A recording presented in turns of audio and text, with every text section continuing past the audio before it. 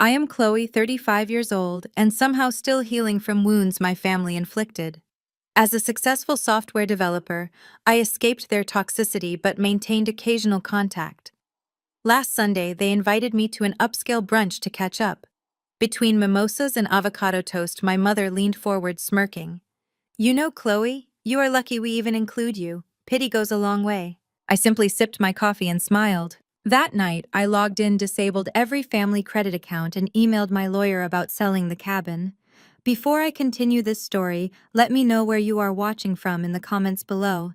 Hit like and subscribe if you have ever had to stand up to family who underestimated your worth. Growing up in Fairfield, Connecticut meant privilege to outsiders. But inside our sprawling colonial home, emotional coldness permeated every corner. Our four-bedroom house with its manicured lawn and heated swimming pool was a fortress of expectations I could never quite meet. My childhood bedroom, painted pale blue, at my mother Elaine's insistence, despite my preference for green, became my sanctuary and prison. From elementary school through high school, I maintained straight A's, joined honor societies, and pushed myself to the brink of exhaustion just to be seen. But the truth was, Elaine only cared about appearances, and my dark skin and quiet demeanor never fit her country club aesthetic. I thought moving to Atlanta and building my tech startup would sever those chains. I thought I had finally found my real family when I met Julian. He was charismatic, brilliant, and pursuing his medical degree. I believed in his dream so much I financed it, $170,000 to ensure he could study without loans. I thought I was investing in our future. I was actually funding my own public execution. The grand finale of his deception happened in the Ritz-Carlton ballroom. The graduation party was extravagant, paid for entirely by my corporate card. Chandeliers cast a golden glow over tables adorned with white roses. The room was packed with seasoned surgeons and church leaders. I wore an emerald gown, feeling pride as I watched Julian mingle in his tuxedo. He was finally a doctor. Our sacrifices had paid off. I picked up a glass of champagne and tapped a silver spoon against the rim. The cheerful chatter settled down as I approached the microphone set up on the grand stage. I smiled at Julian, ready to deliver a toast to the man I was going to marry. But as I reached for the stand, Julian stepped in front of me. His face was completely devoid of the warmth I had known for 4 years. He snatched the microphone right out of my hand. The heavy thud echoed through the silent ballroom. I stood there frozen, expecting a joke. Instead, Julian reached into the front row and grabbed the hand of Sydney. Sydney was the daughter of the chief of surgery at the hospital where Julian was beginning his residency. She was everything his mother valued: generational wealth and undeniably arrogant. Julian pulled her onto the stage and wrapped his arm tightly around her waist. He kissed her cheek right in front of me. The crowd gasped softly. Julian looked dead into my eyes, raised the microphone, and addressed the room. He pointed a sharp finger at the security guards by the mahogany double doors. "Remove her," he commanded, his voice booming. "She is just an obsessive former roommate who will not let go." My breath caught in my throat. The words hit me like physical blows. Former roommate. Obsessive. I looked around the room, searching for someone to intervene. My eyes found his family. His sister Tasha and her husband Darnell were sitting at the VIP table, snickering behind their napkins. But the most brutal reaction came from Julian's mother, Brenda.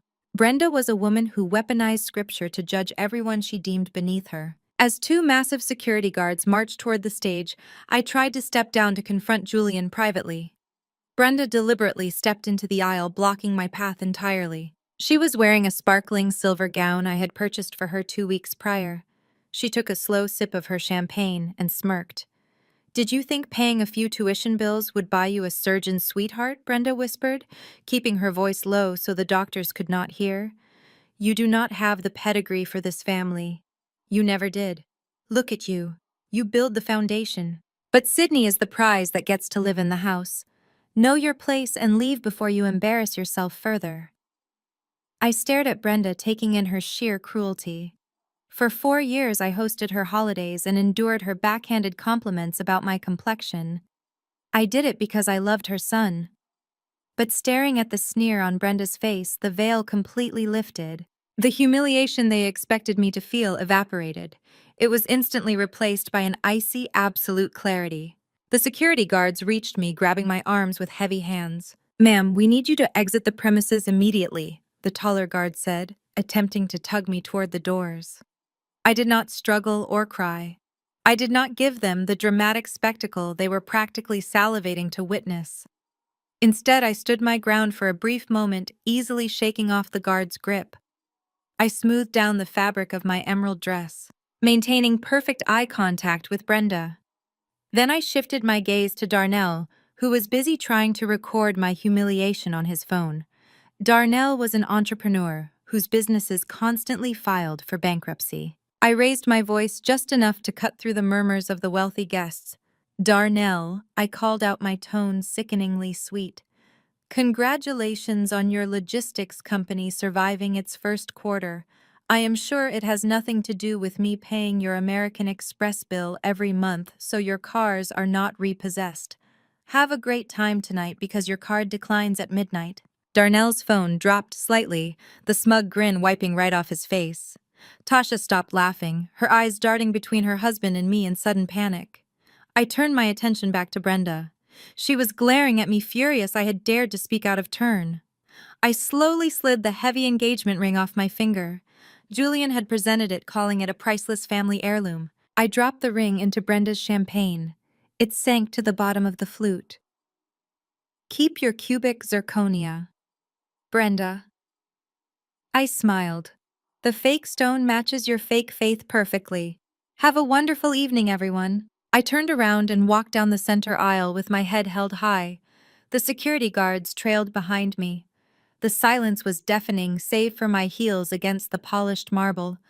Julian shouted angrily from the stage, trying to regain his bewildered audience. "I do not care what you say," Julian yelled. "I am keeping the penthouse. Do not come back tonight. The locks are already being changed." I did not look back. I pushed open the doors and stepped into the night. The valet brought my car around, but I waved him off and summoned an Uber Black instead. I needed the quiet to execute my plan. Inside the car, the driver asked if I was okay. I told him I had never been better. I pulled my phone out of my clutch. My hands were perfectly steady.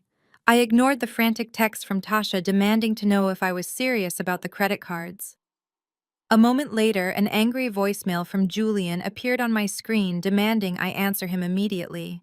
He sounded so incredibly confident, so thoroughly convinced that he was the one in control of the situation. I listened to his voice echo in the quiet space of the car, and I felt nothing but a profound sense of peace. I had spent years trying to prove my worth to a family that was committed to misunderstanding me. I had bent over backwards to accommodate their constant demands, paying for their lavish lifestyles while they mocked my career and my dark skin. They assumed my silence was weakness. They assumed I would just quietly walk away, utterly destroyed and broken. Instead, I opened a secure folder labeled LLC Asset Liquidation. Julian and his family thought I was a lonely woman who wrote a check out of devotion. They thought they had used my money and discarded me the moment I was no longer useful to their climb. What they failed to understand was that I was a senior financial auditor specializing in risk management. I never gave Julian a dime out of the goodness of my heart. I gave him a commercial loan, and the penalty for fraud was immediate total financial ruin. Tomorrow, Dr. Julian would learn exactly who owned his life. The morning sun had barely crested the Atlanta skyline when the private elevator chimed and opened directly into my penthouse. I stepped out holding a fresh cup of coffee, completely prepared for the war I was about to wage. The sight that greeted me was a masterclass in audacity. My living room, a meticulously curated space of white leather and modern glass, looked like a ransacked storage unit. Heavy-duty black trash bags were strewn across the imported rug.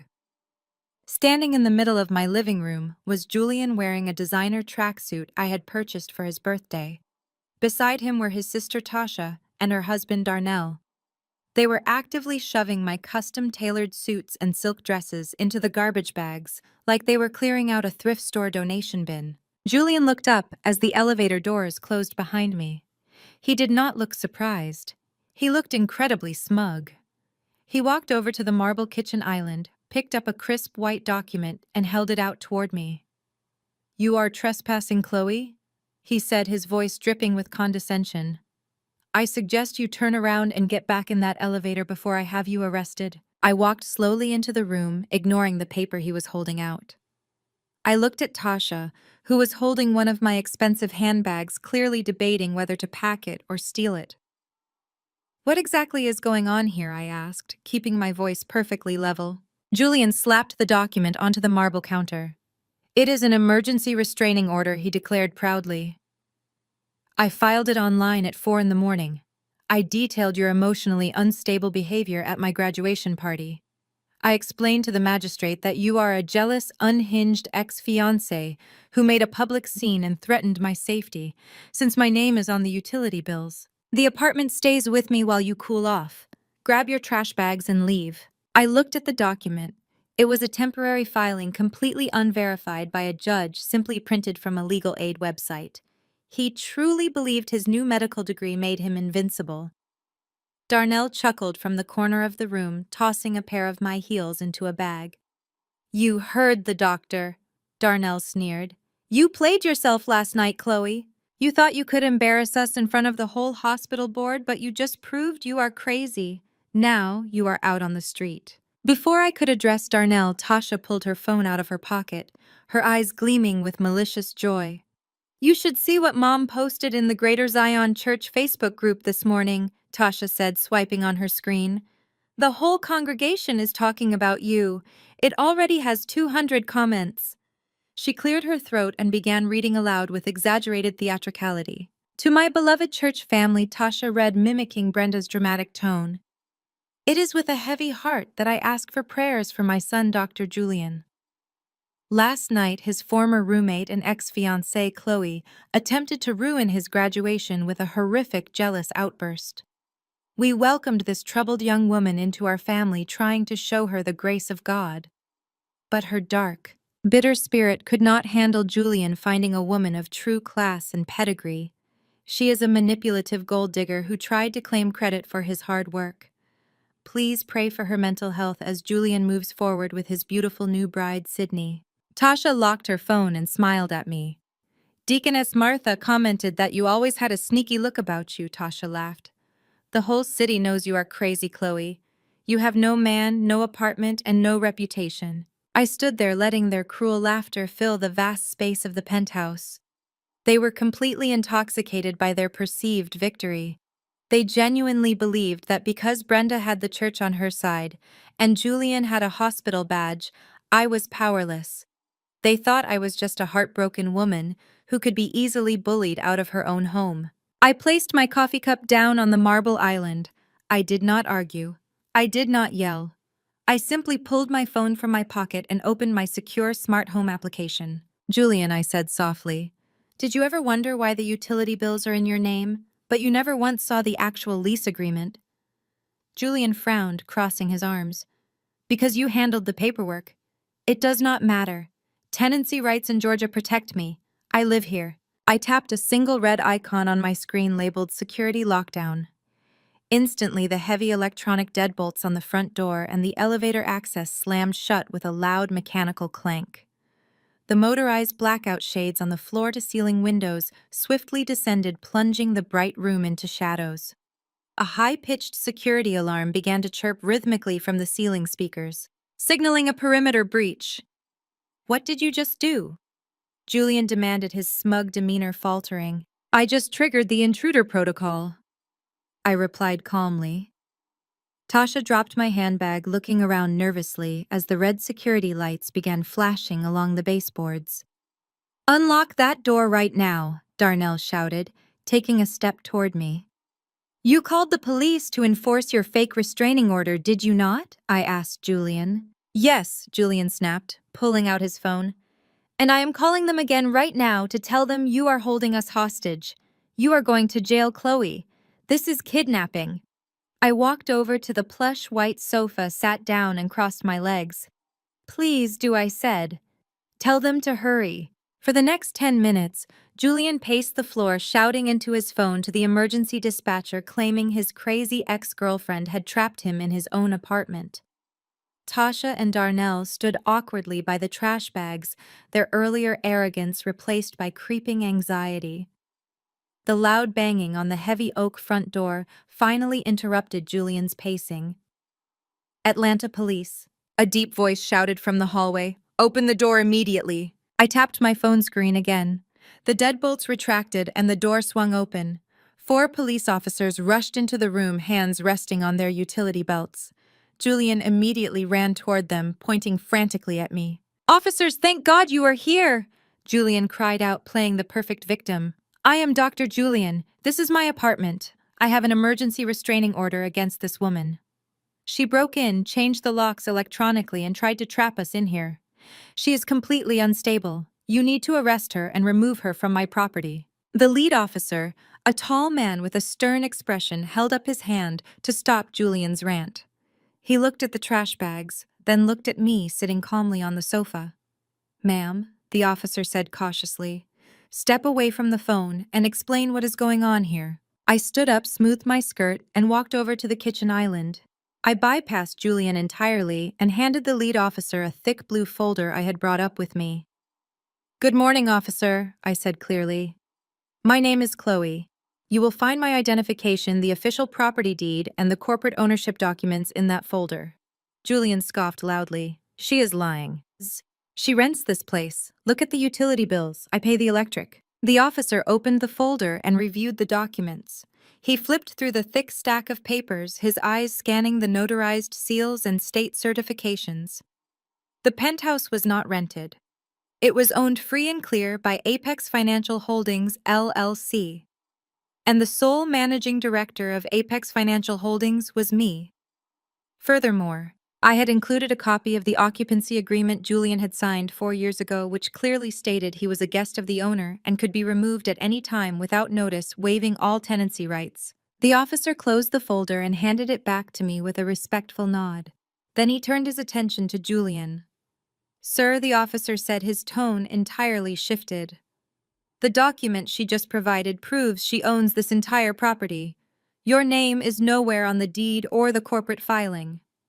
"That is impossible," Julian yelled, his face turning a deep shade of crimson. "I live here. I have a restraining order. I showed it to you." The officer pulled Julian's printed paper from the counter and glanced at it.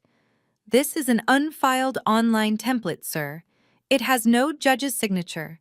It is completely worthless. Right now, the only thing happening here is that you and your friends are trespassing on private property, and the owner wants you gone." Tasha gasped, grabbing Darnell's arm. "Wait, she owns this place." Tasha whispered loudly, staring at me in absolute horror. "You have exactly 2 minutes to vacate the premises," the lead officer instructed Julian, gesturing toward the open door.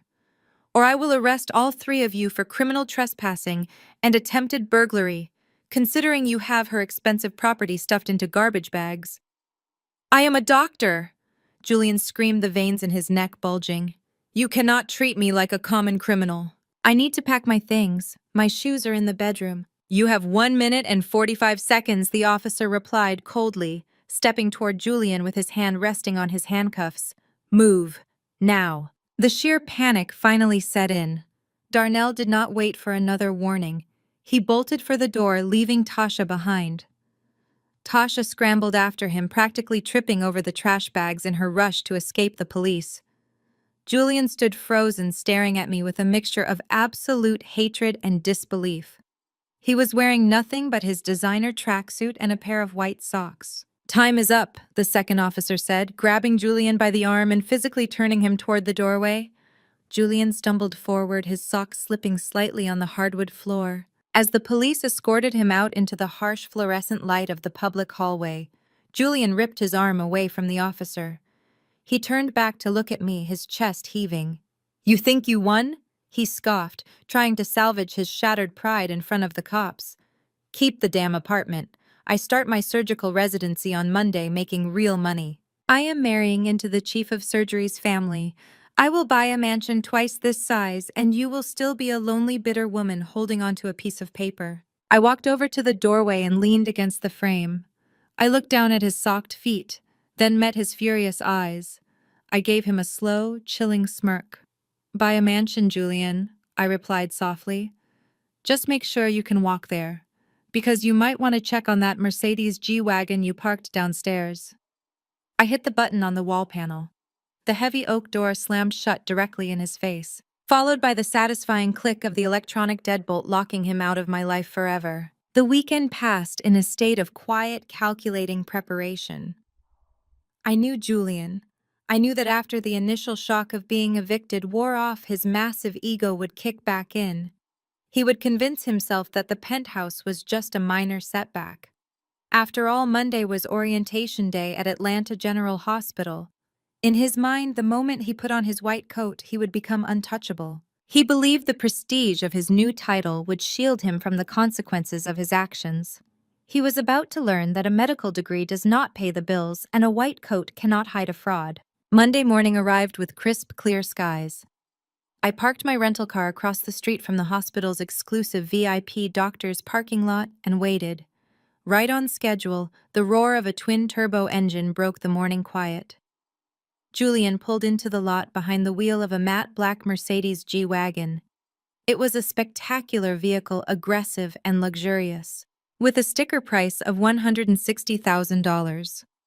I had leased it through my holding company a year ago as a graduation gift, allowing him to drive it as long as he maintained the terms of our financial agreement. Now it was just another asset ready to be liquidated. Through my binoculars, I watched Julian step out of the driver's side. He was dressed in a sharp navy suit, looking every bit the part of the elite medical professional. Sydney was waiting for him near the entrance, looking radiant in a designer trench coat. She rushed over and threw her arms around him. A moment later, they were joined by a tall, distinguished-looking man with silver hair. This was Dr. Richard Sterling, the chief of surgery at Atlanta General, and more importantly, Sydney's father. Julian leaned against the grille of the G-Wagon, gesturing broadly as he spoke to Dr. Sterling. Even from a distance, I could read his body language. He was selling the image of black excellence and generational wealth. He was playing the role of the refined, affluent young doctor who was a perfect match for the chief of surgery's daughter. He casually patted the hood of the Mercedes, undoubtedly claiming it as a symbol of his hard work and financial acumen. Dr. Sterling nodded approvingly, clapping Julian on the shoulder. It was a perfect picture-ready moment of high society triumph. It was time to ruin it. I signaled the heavy-duty commercial tow truck waiting in the alley beside me. The massive diesel engine rumbled to life, and the truck pulled out into the street, heading straight for the VIP lot. I walked closely behind it, my heels clicking rhythmically against the pavement. The truck's reverse alarm began to blare with a loud, piercing beep that echoed across the quiet parking area. Heads turned. Nurses attending physicians and administrative staff paused on the sidewalks to see what the commotion was about. The tow truck backed into the VIP space directly in front of the G-Wagon. The operator, a burly man named Marcus, whom I had hired specifically for his no-nonsense attitude, hopped out and immediately began unspooling the heavy steel cables. He did not hesitate. He slid the towing forks right under the front tires of the Mercedes. By the hospital entrance, Julian finally realized what was happening. The smug smile vanished from his face, replaced by sheer panic. He abandoned Sydney and her father sprinting across the parking lot, with his suit jacket flapping behind him. "Hey!" Julian screamed, waving his arms frantically. "Hey, stop right there! What do you think you are doing? That is my car. Get your hands off my vehicle." Marcus did not even look up. He continued ratcheting the straps over the tires, locking them into place. Julian reached the truck, his face flushed with anger and embarrassment. He lunged toward Marcus, but I stepped out from behind the tow truck, blocking his path. I was wearing a tailored crimson suit, looking completely out of place in a hospital parking lot, but perfectly dressed for a corporate execution. "Good morning, Julian," I said, my voice projecting clearly over the mechanical sounds of the tow winch. "Happy orientation day." Julian stopped dead in his tracks. His eyes darted nervously toward the hospital entrance, where Dr. Sterling and Sydney were now walking briskly toward us, their expressions tight with confusion and concern. "Chloe, what is wrong with you?" Julian hissed, lowering his voice in a desperate attempt to contain the scene. "You evicted me." "Fine. But you are not taking my car. I need this to get to work. You are making a scene in front of my boss. Tell this guy to drop the car right now or I am calling the police. I reached into my leather briefcase and pulled out a crisp, notarized document. I held it up so anyone watching could see it clearly. You cannot call the police to report the legal repossession of a vehicle you do not own, Julian, I replied, speaking loudly enough for the gathering crowd to hear. This is the lease agreement for the Mercedes. You will notice that the lessee is Apex Financial Holdings, LLC, my company. You are merely listed as an authorized driver. And as of 8 o'clock this morning, that authorization has been permanently revoked due to breach of contract. Julian stared at the paperwork, his jaw tight. You gave this to me? He muttered through clenched teeth. It was a gift. I gave you the privilege of driving it, I corrected him smoothly. A privilege you lost when you filed a fraudulent legal document against me to steal my home. Now the holding company is liquidating the asset. Dr. Sterling and Sydney finally reached us. Sydney looked mortified, staring at the tow truck as it lifted the front end of the luxury SUV into the air. Julian, what is going on here? Dr. Sterling demanded, his authoritative voice cutting through the tension. Why is your car being towed on your first day? And who is this woman? Julian scrambled for an excuse, his professional facade crumbling entirely. Sir, it is a misunderstanding.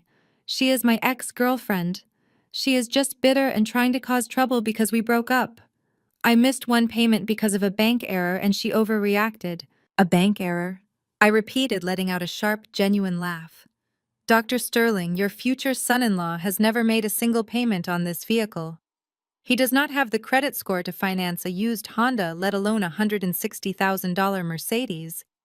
I pay the lease, I pay the insurance, I even pay for the premium gas in the tank. Sydney gasped, covering her mouth.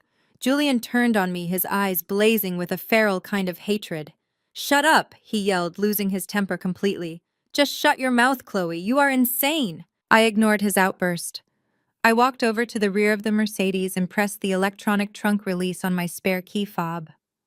The heavy rear door swung open. Inside was Julian's expensive leather gym bag, the one he carried to the hospital every day to look the part of a fitness-conscious surgeon. I grabbed it by the handles and tossed it unceremoniously onto the asphalt. It hit the ground with a dull thud, tumbling open to spill his pristine white sneakers and a brand new stethoscope onto the dirty parking lot floor. Make sure you get all your personal items. Doctor, I said cheerfully, because the vehicle is going to the impound lot and I highly doubt you can afford the retrieval fee. As Julian knelt on the ground in his expensive suit to gather his spilled belongings, my cell phone began to ring loudly. The caller ID flashed on the screen. It was Darnell. The timing was absolutely flawless. I swiped to answer and put the call on speakerphone, holding it up so the audio would project clearly into the tense air of the parking lot. Chloe. Darnell's voice blasted through the speaker, high-pitched and frantic. Chloe, what did you do? I am sitting at a breakfast meeting with the regional supply vendors for my logistics company. I just tried to pay the deposit invoice and my American Express declined. I smiled, keeping my eyes fixed on Julian, who was slowly standing up, clutching his stethoscope. Is that right, Darnell? I asked innocently. Yes, Darnell shouted, his panic escalating. So I handed them the Visa. Declined. I handed them the MasterCard. Declined. The vendor is sitting right across from me, looking at me like I am a scammer. I called the bank, and they said the primary account holder closed the accounts. You need to unlock these cards right now. My entire business is going to fold today if I cannot pay this invoice. I took a slow, deep breath, relishing the moment. Darnell, I said calmly, making sure every word was crystal clear for the audience around me. Those are corporate credit cards belonging to my firm. You, your wife Tasha, and your mother-in-law Brenda were added as authorized users 2 years ago as a temporary favor to help you build credit. You have spent the last 24 months leeching off my finances, buying designer clothes, funding failing business ventures, and living a lifestyle you absolutely cannot afford. There was dead silence on the other end of the line. Even the hospital staff watching the spectacle had gone completely quiet. The free ride is officially over, Darnell, I continued. You are a 36-year-old man. It is time to pay your own bills. Good luck with your vendors. I tapped the screen, ending the call, and slipped the phone back into my pocket. I turned back to Julian. He looked physically sick. The illusion of his immense wealth and success had been completely dismantled in less than 5 minutes, right in front of his new boss, his new fiancé, and his new colleagues. The tow truck driver secured the final safety chains, climbed into the cab, and put the truck in gear. The Mercedes G-Wagon was pulled slowly out of the VIP lot, leaving an empty parking space and a shattered ego in its wake. Dr. Sterling took a step toward me. His face was a mask of cold fury. He was a man used to absolute control, and he did not appreciate his hospital being turned into a theater for my revenge. Listen to me very carefully, young woman, Dr. Sterling said, his voice dropping to a menacing whisper. I do not care what personal vendetta you have against Julian. You do not come to my hospital, disrupt my staff, and humiliate one of my residents on his first day. You have made a very serious mistake. I sit on the board of directors for half the financial institutions in this city. I will personally make sure your career is ruined for this stunt. I looked Dr. Sterling directly in the eyes. I was not intimidated by his threats. I dealt with powerful, angry men in corporate boardrooms every single day. Dr. Sterling, I replied, my voice steady and completely devoid of fear. Before you threaten to destroy my career, you might want to spend a little more time looking into the man you are about to welcome into your family. Dr. Sterling narrowed his eyes. What is that supposed to mean? He demanded. I adjusted my briefcase strap on my shoulder and gave him a final chilling smile. It means that a repossessed car and a canceled credit card are the absolute least of Julian's problems right now. If I were you, I would run a full federal background check on your future son-in-law before you let him anywhere near your patients or your daughter's bank accounts. Have a wonderful orientation day. Gentlemen, I did not wait for Dr. Sterling to formulate a response. I simply turned on my heel and walked back to my rental car, leaving the chief of surgery standing in the middle of the parking lot with his daughter and a humiliated resident who was currently clutching his brand-new stethoscope like a lifeline. I drove straight to the sleek glass high-rise in downtown Atlanta that housed my forensic accounting firm.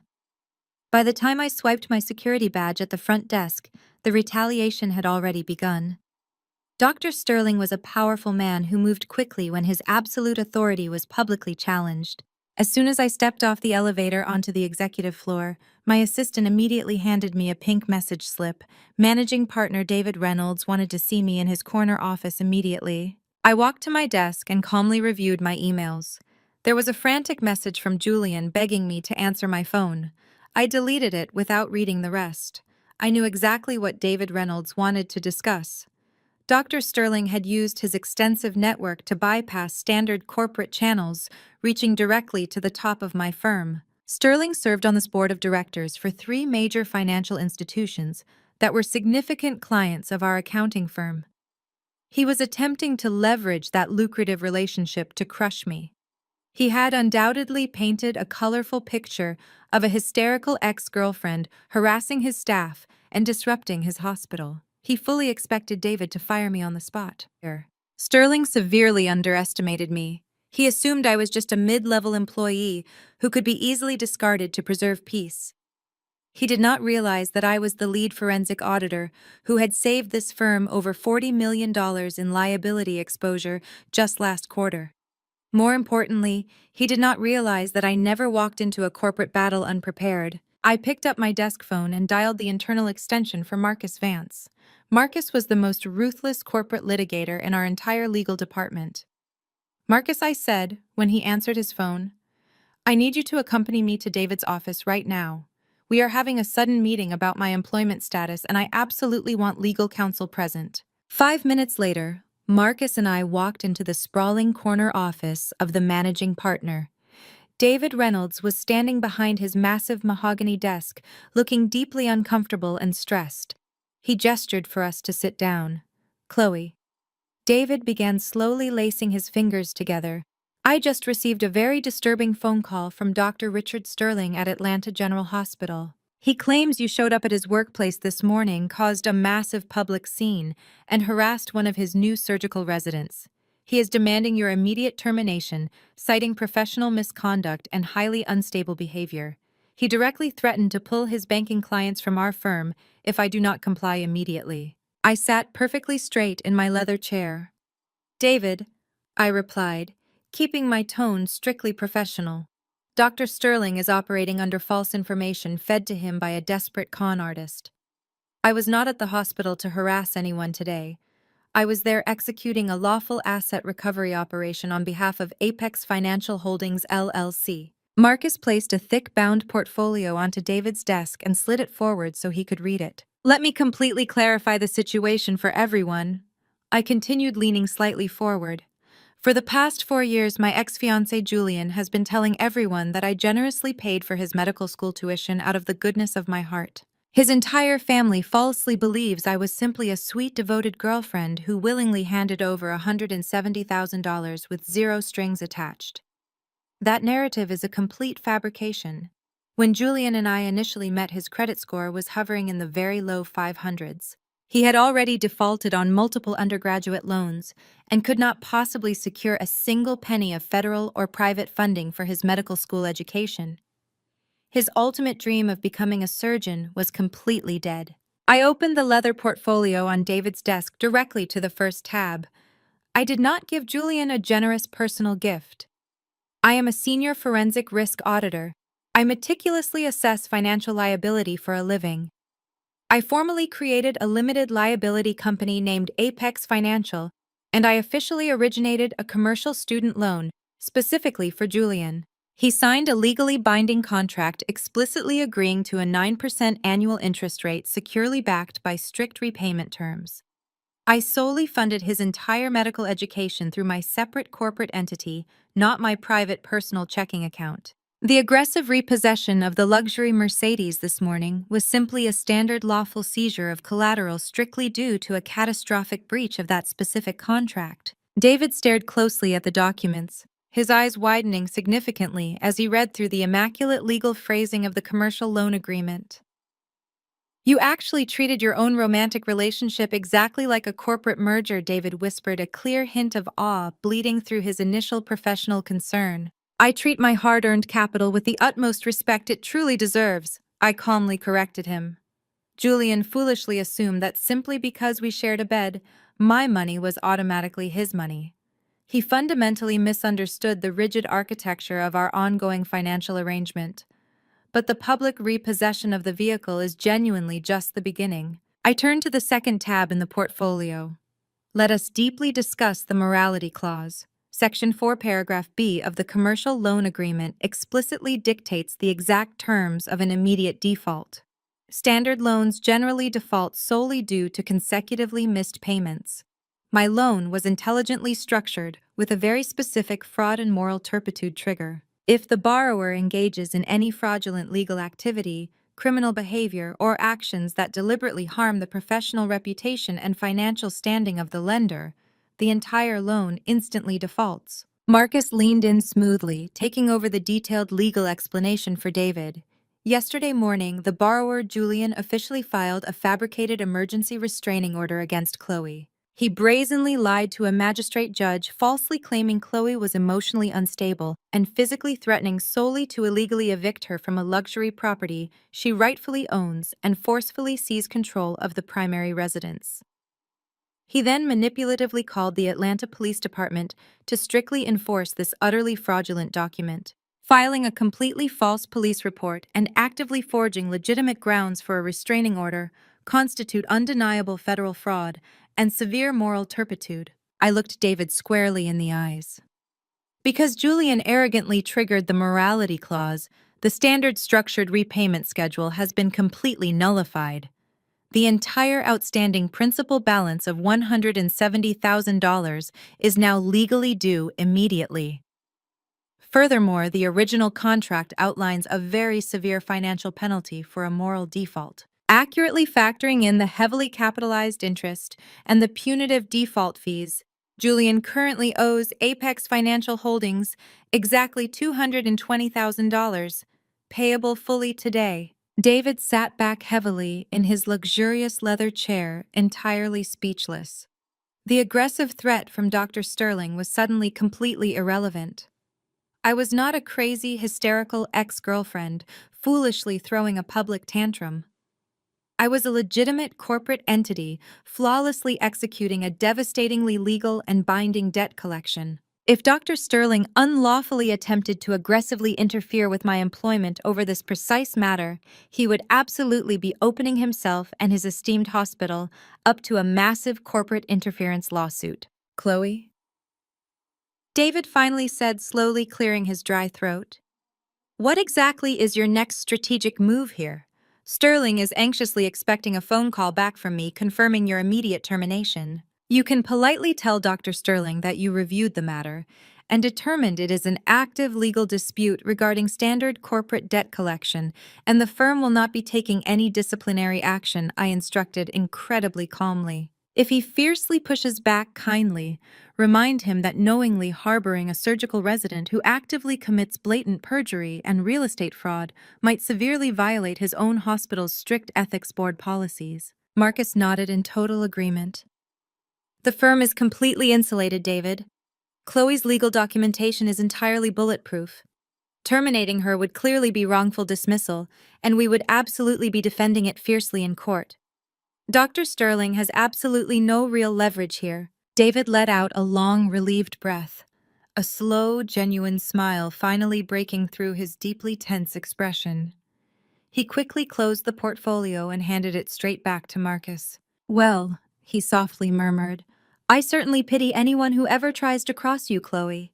You are officially cleared to confidently return to your desk. Please handle your business, but keep the firm's good name completely out of the collateral damage. I thanked David, gracefully stood up and walked out of the office with Marcus. I had successfully neutralized the chief of surgery's attack before it even gained momentum. Julian had played his best card using his new father-in-law's influence, and it had failed spectacularly. Now it was my turn to firmly return fire. I returned to my desk and unlocked my screen. I opened my secure client and drafted a new message. This was not going to be quiet or private. Julian had humiliatingly discarded me publicly at graduation.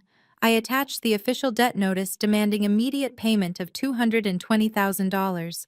I attached the penthouse police report proving the fraudulent order and the signed morality clause. I typed his hospital email into the recipient line. Then I added Human Resources, the residency director, and Dr. Sterling's direct email to carbon copy. I clicked send. The email vanished, speeding to detonate his life. He was probably sitting comfortably in his new plush orientation seminar, right now completely oblivious to the undeniable fact that a massive financial guillotine was rapidly dropping directly onto his exposed neck.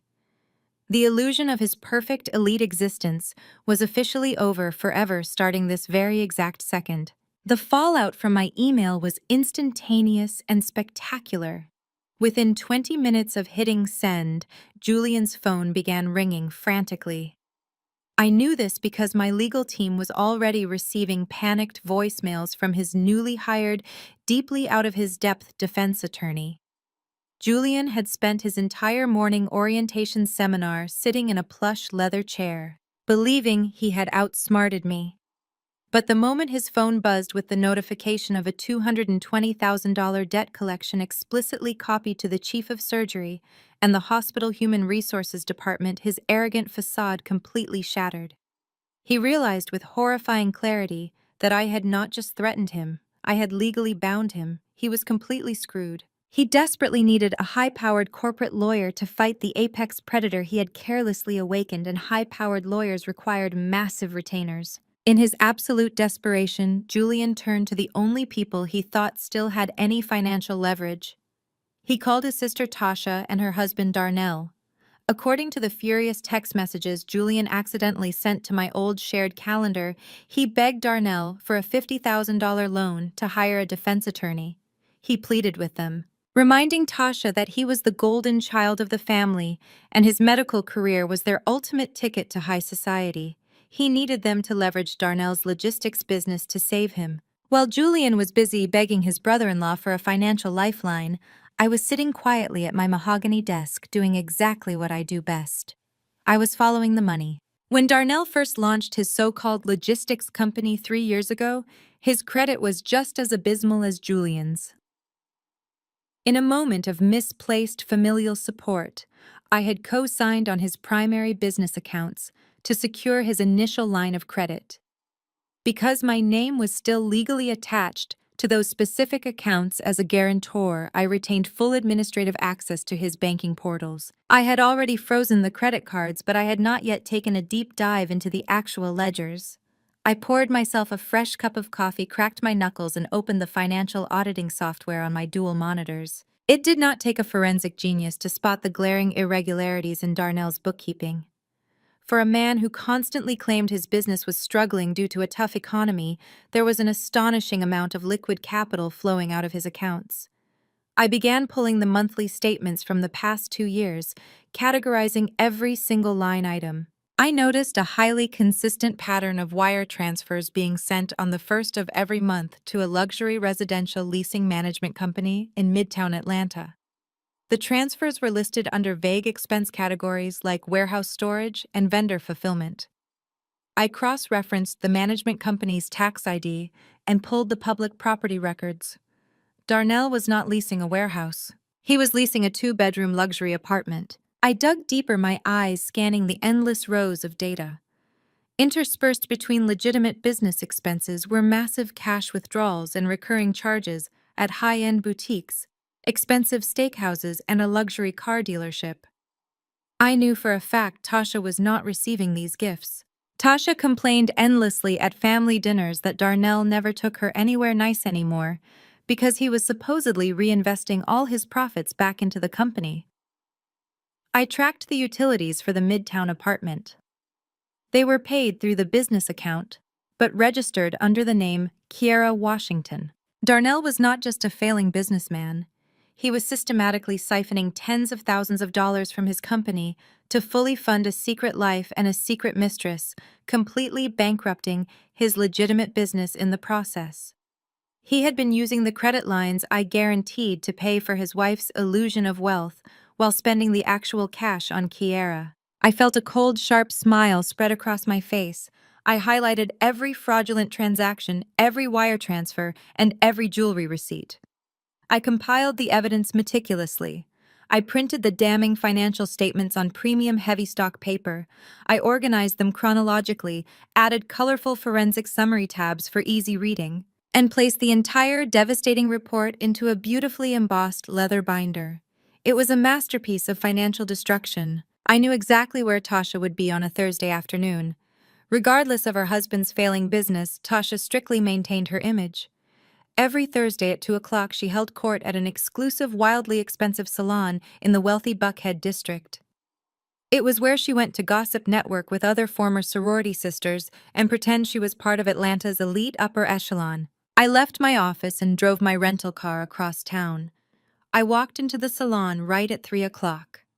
The air was thick with the smell of expensive hair products and the loud chatter of wealthy women.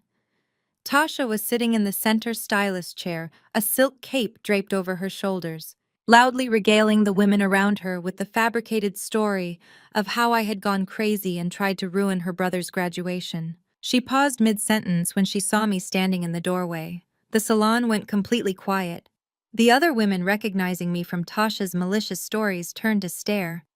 Tasha recovered quickly, her lips curling into a nasty, condescending sneer. She looked me up and down, taking in my tailored suit, and decided to play to her audience. "Well, look who it is," Tasha announced loudly, her voice dripping with venom. "I am surprised they let you in here, Chloe. This is a high-end salon. They do not specialize in fixing your kind of nappy, unkempt hair.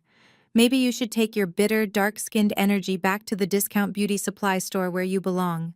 We only cater to actual pedigree here." A few of her sycophantic friends snickered. Tasha was playing her favorite card, leaning heavily into the toxic colorism her mother had taught her. She expected me to shrink, to feel embarrassed, to run away crying from the public humiliation. I did not blink. I walked slowly across the pristine white tile floor, my heels clicking sharply with every step. I stopped right next to her chair. I looked at the stylist, who was holding a pair of shears, completely frozen in shock. Then I looked down at Tasha. "Hello, Tasha."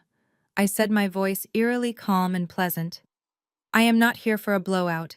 I just came to deliver some urgent reading material. I know you and Darnell have been frantically trying to figure out where you are going to find $50,000 to save Julian from federal prison. I thought this might help clarify your financial situation. I held out the beautiful leather binder. Tasha stared at it suspiciously, refusing to take it. What is that? She demanded, crossing her arms under the silk cape. Another one of your fake legal threats. You are pathetic, Chloe. I gently placed the binder right onto her lap. It is an audited summary of Darnell's corporate accounts. For the last 24 months, I explained smoothly, projecting my voice so every single woman in the salon could hear me clearly. Since I am the primary guarantor on his credit lines, I did a routine audit today. You might want to look at tab 3. It details the $3,000 a month luxury apartment in Midtown he has been renting for a 23-year-old woman named Kiera. Tab 4 has the receipts for the Cartier bracelets he bought her in February. Interestingly, I remember you getting a cubic zirconia necklace from Amazon for Valentine's Day. Tasha's arrogant smirk vanished instantly. The color completely drained from her face. She looked down at the leather binder like it was a live explosive. Her hands began to tremble uncontrollably as she flipped open the cover. The salon was dead silent. Nobody was laughing now. Tasha stared at the premium paper, her eyes darting back and forth across the highlighted wire transfers and the undeniable utility bills. She saw the photographs of the receipts. She saw the undeniable proof that her entire perfect marriage, her wealthy sorority girl aesthetic, and her superior social standing were built on a humiliating lie. Her husband was not just broke, he was making a complete fool of her. No, Tasha whispered, a choked, desperate sound escaping her throat. No, this is fake. You fabricated this to get back at me. I leaned in slightly, lowering my voice just enough to deliver the final blow. You know it is real, Tasha. You have known he was lying about the money for months. You just preferred to live in denial rather than lose your country club status. But the money is gone. He drained the accounts to play sugar daddy, and I just froze the credit lines he was using to keep you draped in designer labels. You are bankrupt. Tasha let out a loud, gut-wrenching sob. The illusion shattered completely. She buried her face in her hands, sobbing uncontrollably in the middle of the luxury salon, completely humiliated in front of the exact high society women she had spent years trying to impress. Her perfect life was disintegrating right before her eyes. I did not feel a single ounce of pity. I straightened my posture, turned around, and walked toward the exit. Enjoy the reading material, ladies, I called over my shoulder. I stepped out into the warm Atlanta afternoon, taking a deep breath of fresh air. I had barely reached my rental car when my phone began to vibrate violently in my pocket. I pulled it out and looked at the screen. It was Brenda. I pressed the answer button and held the phone to my ear, waiting. Chloe, Brenda screamed into the receiver, her voice completely unhinged, losing all of her usual church lady refinement. What are you doing? Tasha is having a hysterical breakdown. Julian is crying in my kitchen because his residency director suspended him pending an investigation. You are an evil, vindictive demon. You are destroying my family. I unlocked my car door, completely unbothered by her screaming. I am simply holding a mirror up to your family, Brenda, I replied coolly. You just hate the reflection. You listen to me, Brenda shrieked, her desperation peaking. You will not win this. Julian is marrying Sydney. Her father is the chief of surgery. Her family has millions of dollars. They are real money. They will pay off your petty little loan today, and they will crush your entire career. You are nothing but a dark-skinned peasant trying to play God. You hear me? We will crush you. I listened to her panting heavily on the other end of the line. She was clinging to her absolute last shred of hope. She genuinely believed that Sydney's wealthy family would sweep in and save her golden boy from the destruction he had caused. She thought the old alliances of high society would protect them from my wrath. I let out a slow, dark laugh that echoed in the quiet parking lot. I laughed until my chest ached, genuinely amused by her profound ignorance. Brenda, I said softly, my voice dripping with anticipation. You truly have absolutely no idea what I have sitting in my passenger seat. Call Sydney's father and ask for a handout if you want. But you might want to ask Julian how he paid for that engagement ring first. I hung up the phone, ending the call before she could respond, and got into my car. The war was far from over. I was just getting warmed up. I pulled out of the salon parking lot, my mind already shifting away from Tasha's public breakdown and focusing entirely on the next puzzle piece. Brenda's frantic phone call had actually provided me with a crucial piece of information. She had loudly bragged that Julian was marrying Sydney and that her wealthy family would protect him. But the undeniable reality of Atlanta high society was that entry into those elite circles required a massive upfront cover charge. I had seen the photographs of Sydney from the graduation night. I had specifically noticed the massive rock sitting on her left ring finger. It was a classic platinum set 3-carat Cartier diamond engagement ring. I knew the luxury jewelry market intimately well due to my high net worth clients. That specific ring retailed for absolutely no less than $80,000. Julian did not have $80,000. He did not even have $80. I managed every single aspect of his finances for 4 years.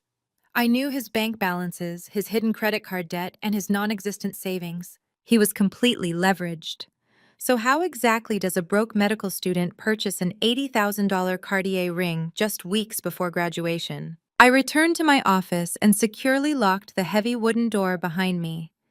The afternoon sun was casting long golden shadows across my desk as I logged back into my secure forensic terminals.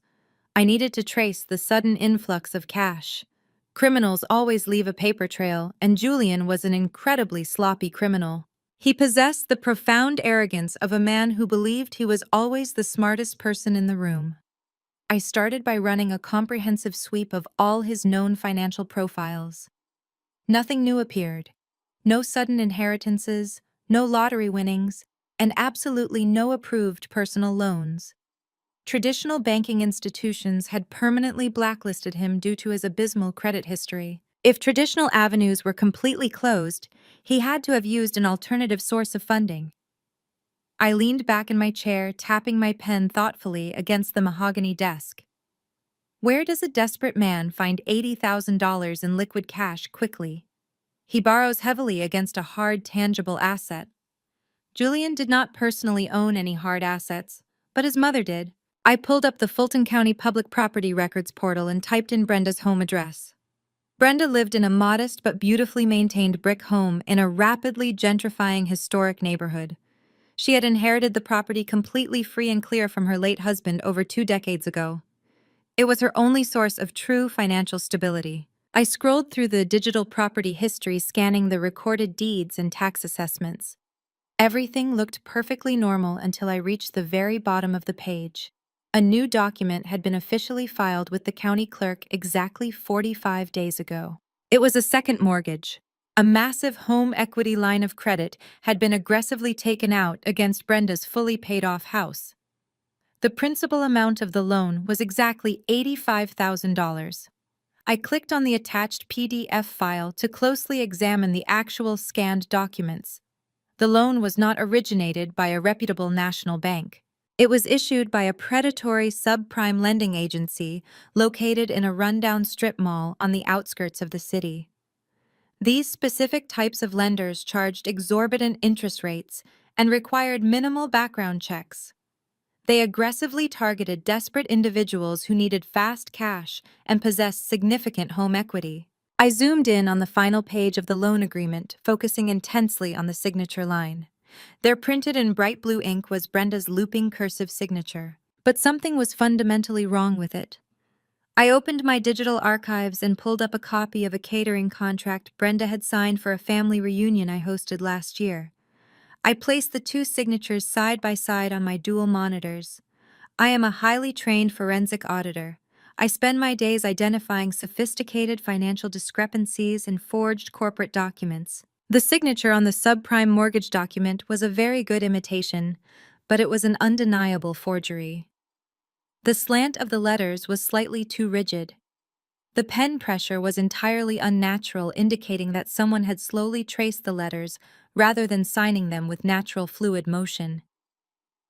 Julian had committed federal wire fraud and severe real estate forgery. He had secretly taken out an $85,000 mortgage on his own mother's only home, explicitly forging her signature on the legal documents to secure the massive cash payout.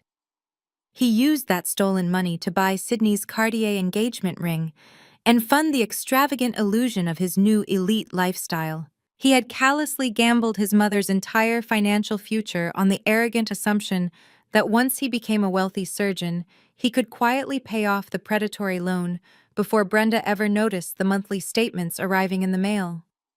It was a level of narcissistic sociopathy that even I had not fully anticipated. The sheer audacity required to legally risk the roof over his own mother's head simply to impress a wealthy woman was absolutely staggering. I sat in the quiet of my office staring at the forged signature, feeling a cold wave of absolute clarity wash over me. Julian had unwittingly handed me the ultimate weapon of his own destruction. He thought he was playing a sophisticated game of high society chess, but he had just handed me the nuclear launch codes. I did not immediately call the local police. Sending Julian to jail right now would be too quick, too easy, and far too private. He had humiliated me in front of hundreds of people. I intended to return the favor with severe compounding interest. Furthermore, simply exposing the fraud would not give me the absolute control I intensely desired over the entire situation. I needed to personally own the consequences of his failure. I picked up my phone and dialed the direct number for a private contact I frequently utilized in the distressed debt acquisition market. Subprime lenders are notoriously greedy and exceptionally risk-averse when it comes to high-profile legal litigation. They sell off questionable debt portfolios constantly to maintain operational liquidity. I instructed my broker to immediately contact the strip mall lending agency holding Brenda's forged mortgage. I fully authorized Apex Financial Holdings LLC to aggressively purchase the entire $85,000 debt for a slight premium in cold hard cash. By 4 o'clock on Friday afternoon, the aggressive transaction was officially completed. The legal transfer documents were signed, sealed, and digitally delivered directly to my secure corporate server. I leaned back in my leather chair and let out a slow, satisfying breath. Julian had illegally forged a document to borrow money from a predatory lender. But now that exact predatory lender was me. I legally owned the mortgage on Brenda's house. I held the absolute power to initiate a brutal foreclosure the very second the loan defaulted. Thanks to Julian's extravagant spending habits, I knew for an absolute fact he did not have the cash to make the upcoming monthly payment. Despite the massive legal and financial threats currently hanging heavily over his head, Julian remained stubbornly delusional. He was relying entirely on the protective shield of Dr. Sterling's immense institutional influence.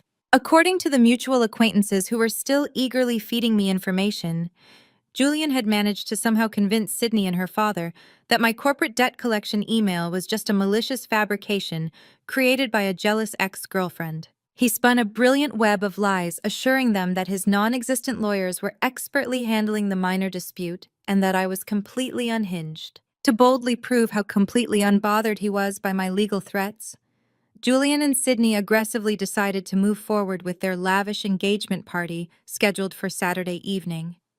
They had expensively rented out the grand ballroom at the prestigious Atlanta Country Club. It was meticulously designed to be a massive, highly publicized social event aimed at permanently cementing their status as the city's newest elite medical power couple. Brenda was invited as the beloved guest of honor, completely oblivious to the terrifying reality that the expensive dress she would proudly wear was paid for by the stolen equity of the house she would very soon lose. They truly believed they were completely untouchable. They believed the thick velvet ropes of the country club would permanently protect them from the devastating consequences of their terrible actions. I stood in my bedroom meticulously preparing for the evening. I did not choose a delicate evening gown. I intentionally selected a heavy, custom-tailored charcoal gray power suit. I walked over to the mahogany desk and picked up a thick manila envelope containing the forged mortgage documents. I slid it carefully into my structured leather briefcase. It was finally time to aggressively crash a grand party. The drive to the Atlanta Country Club took less than 30 minutes, but it felt like the culmination of a lifetime of intense patience. I pulled my rental car up to the grand entrance where a long line of luxury vehicles was already waiting for the valet service. The country club was a sprawling historic estate of manicured lawns and towering oak trees draped beautifully in elegant white fairy lights. It was the absolute pinnacle of high society exclusivity in the city. I stepped out of the car, handing the keys to a young valet who looked slightly intimidated by my tailored charcoal gray power suit. I did not look like a woman arriving to celebrate a joyful union. I looked like a corporate executive arriving to finalize a hostile corporate takeover. I bypassed the main reception line and slipped quietly through a side entrance I knew well from auditing the club's financial records a few years prior. The grand ballroom was a breathtaking spectacle of excessive wealth and calculated pretense. Massive crystal chandeliers hung from the vaulted ceilings, casting a warm golden glow over 200 of the city's most influential residents. There were prominent church elders dressed in their expensive Sunday best, mingling easily with hospital board members in sharp-tailored tuxedos. Waiters in crisp white uniforms circulated smoothly with silver trays of premium champagne and delicate hors d'oeuvres. A live jazz quartet played softly in the corner, providing the perfect sophisticated soundtrack for the massive illusion Julian had so carefully constructed. I found a quiet, shadowed alcove near the massive arched windows that offered a perfect, unobstructed view of the elevated head table. Seated at the very center of the room like absolute royalty was Brenda. She was wearing an extravagant floor-length emerald green gown that practically screamed new money. She was holding court surrounded by members of the Greater Zion Church congregation who hung eagerly on her every word. I could clearly hear her shrill voice carrying over the gentle jazz music. She was loudly bragging to a group of deaconesses about her brilliant son, the doctor, and the incredible pedigree of his beautiful new fiancé. She pointed proudly toward the polished dance floor where Julian and Sydney were swaying softly to the music. Julian was wearing a custom-tailored tuxedo that I knew for an absolute fact he had charged to a now-canceled credit card. Sydney looked radiant, her hand resting conspicuously on his shoulder, so the massive 3-carat Cartier diamond caught the bright chandelier light. They looked like the flawless elite couple they so desperately wanted to be. It was almost a shame to destroy the beautiful painting they had meticulously created. I caught the attention of a passing waiter. He was a young man looking slightly overwhelmed by the sheer scale of the opulent event. I discreetly handed him a folded, crisp $500 bill. His eyes widened significantly as he looked down at the massive amount of money and then back up at my stoic expression. "I need a very specific favor," I said quietly, keeping my voice perfectly level and authoritative. I reached into my structured leather briefcase and pulled out the thick manila envelope containing the forged mortgage documents and the severe default notices. I also pulled out a small red square box. It was a genuine Cartier ring box that I had kept from a previous wealthy client gift, but it was completely empty inside. "Place these items securely on a silver serving platter," I instructed the waiter. "You are going to walk directly to the main head table right now. You will present this platter exclusively to Dr. Richard Sterling, the chief of surgery. Do not hand it to anyone else at the table. Just place it directly in front of him. Say it is a special urgent delivery from Apex Financial and walk away immediately without answering any questions." The young waiter nodded quickly, pocketing the $500 bill into his apron. I watched closely from the shadows as he walked briskly toward the main catering station. A moment later, he emerged carrying a highly polished silver-domed platter.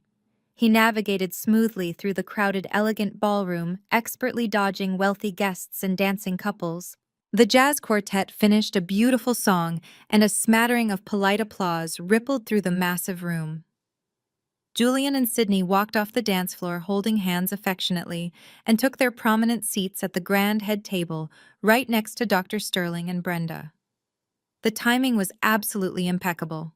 The waiter approached the table just as Dr. Sterling picked up his expensive crystal champagne flute to propose a toast to the happy couple.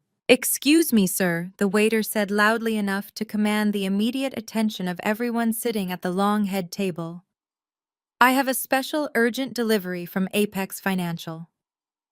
The waiter removed the silver dome, revealing the thick stack of legal documents and the iconic red Cartier box sitting perfectly on top.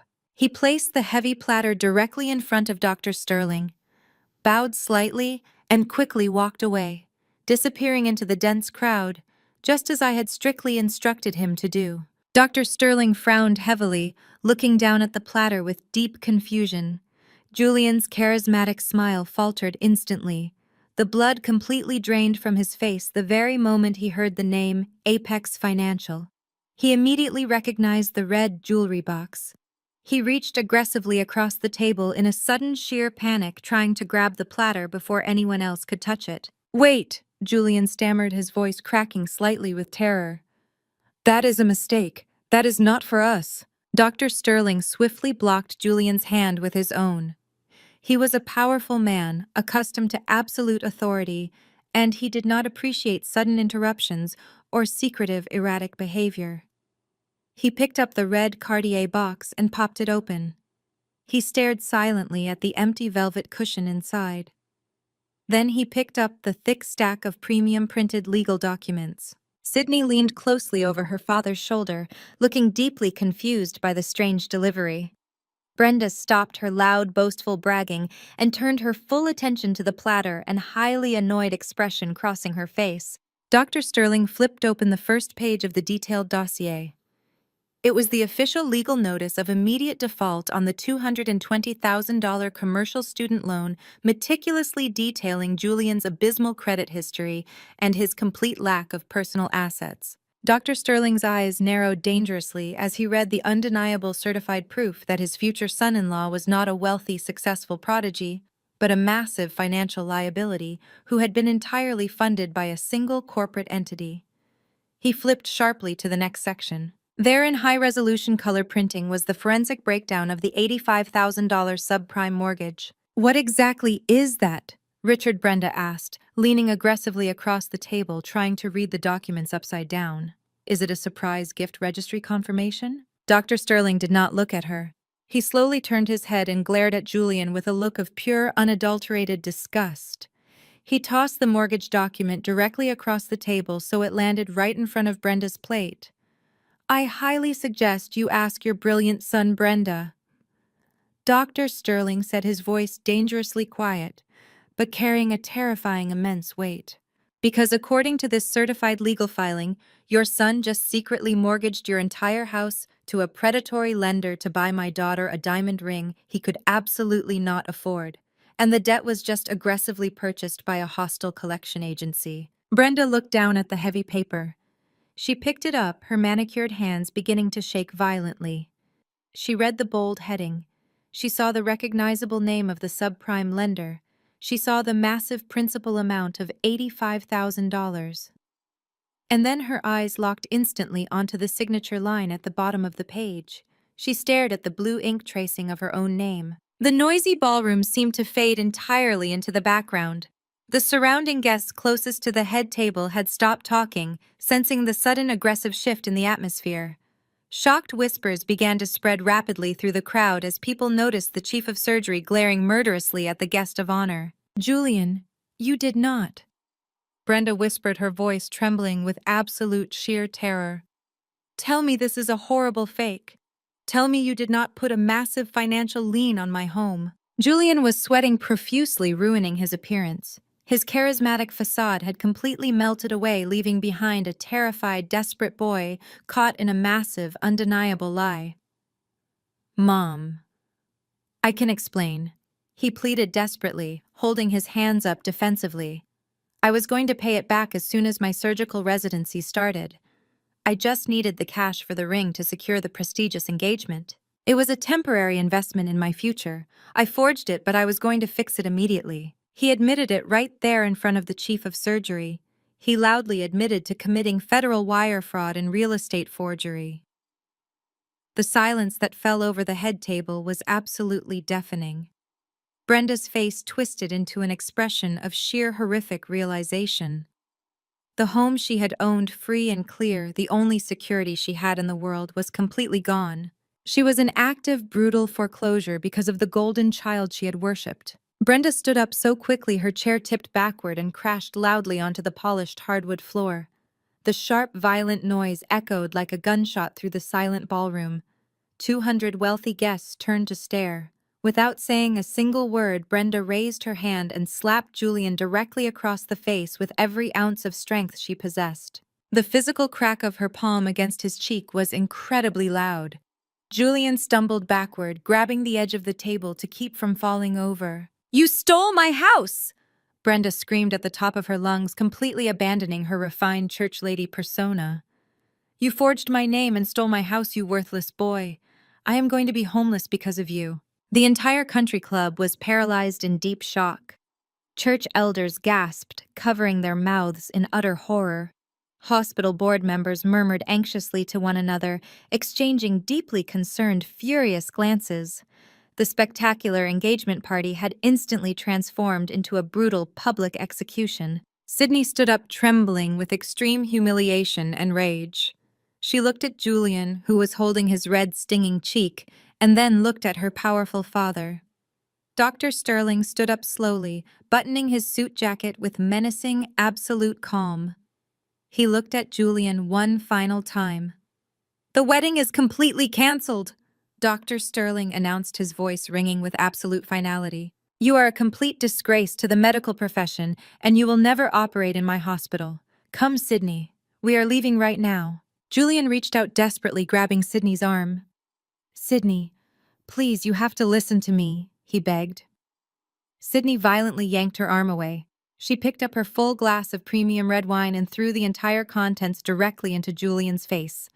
The dark liquid splashed violently across his crisp white tuxedo shirt, ruining it instantly. "Do not ever speak to me again," Sydney hissed. She turned and marched swiftly out of the ballroom, closely followed by her furious father. Julian stood dripping with wine, completely destroyed. He wiped his stinging eyes and frantically scanned the silent, staring crowd. He was looking for the architect of his spectacular demise. His desperate, angry eyes finally locked onto me, standing calmly in the shadowed alcove by the windows. My arms were crossed and I was wearing a cold, victorious smirk. Julian let out a feral, loud scream of absolute rage. He lunged away from the head table, charging violently across the ballroom floor directly toward me, his fists clenched and his eyes wild with pure fury. He did not care about the wealthy audience anymore.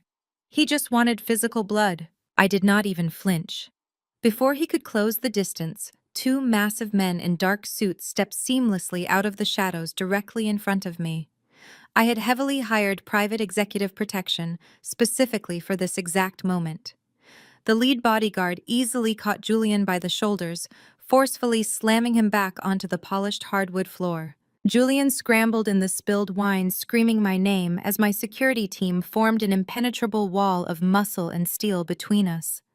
I stood completely safely behind them, watching his entire future burn to ash. The Sunday morning following the disastrous engagement party dawned with heavy gray clouds matching the absolute devastation I had left in my wake.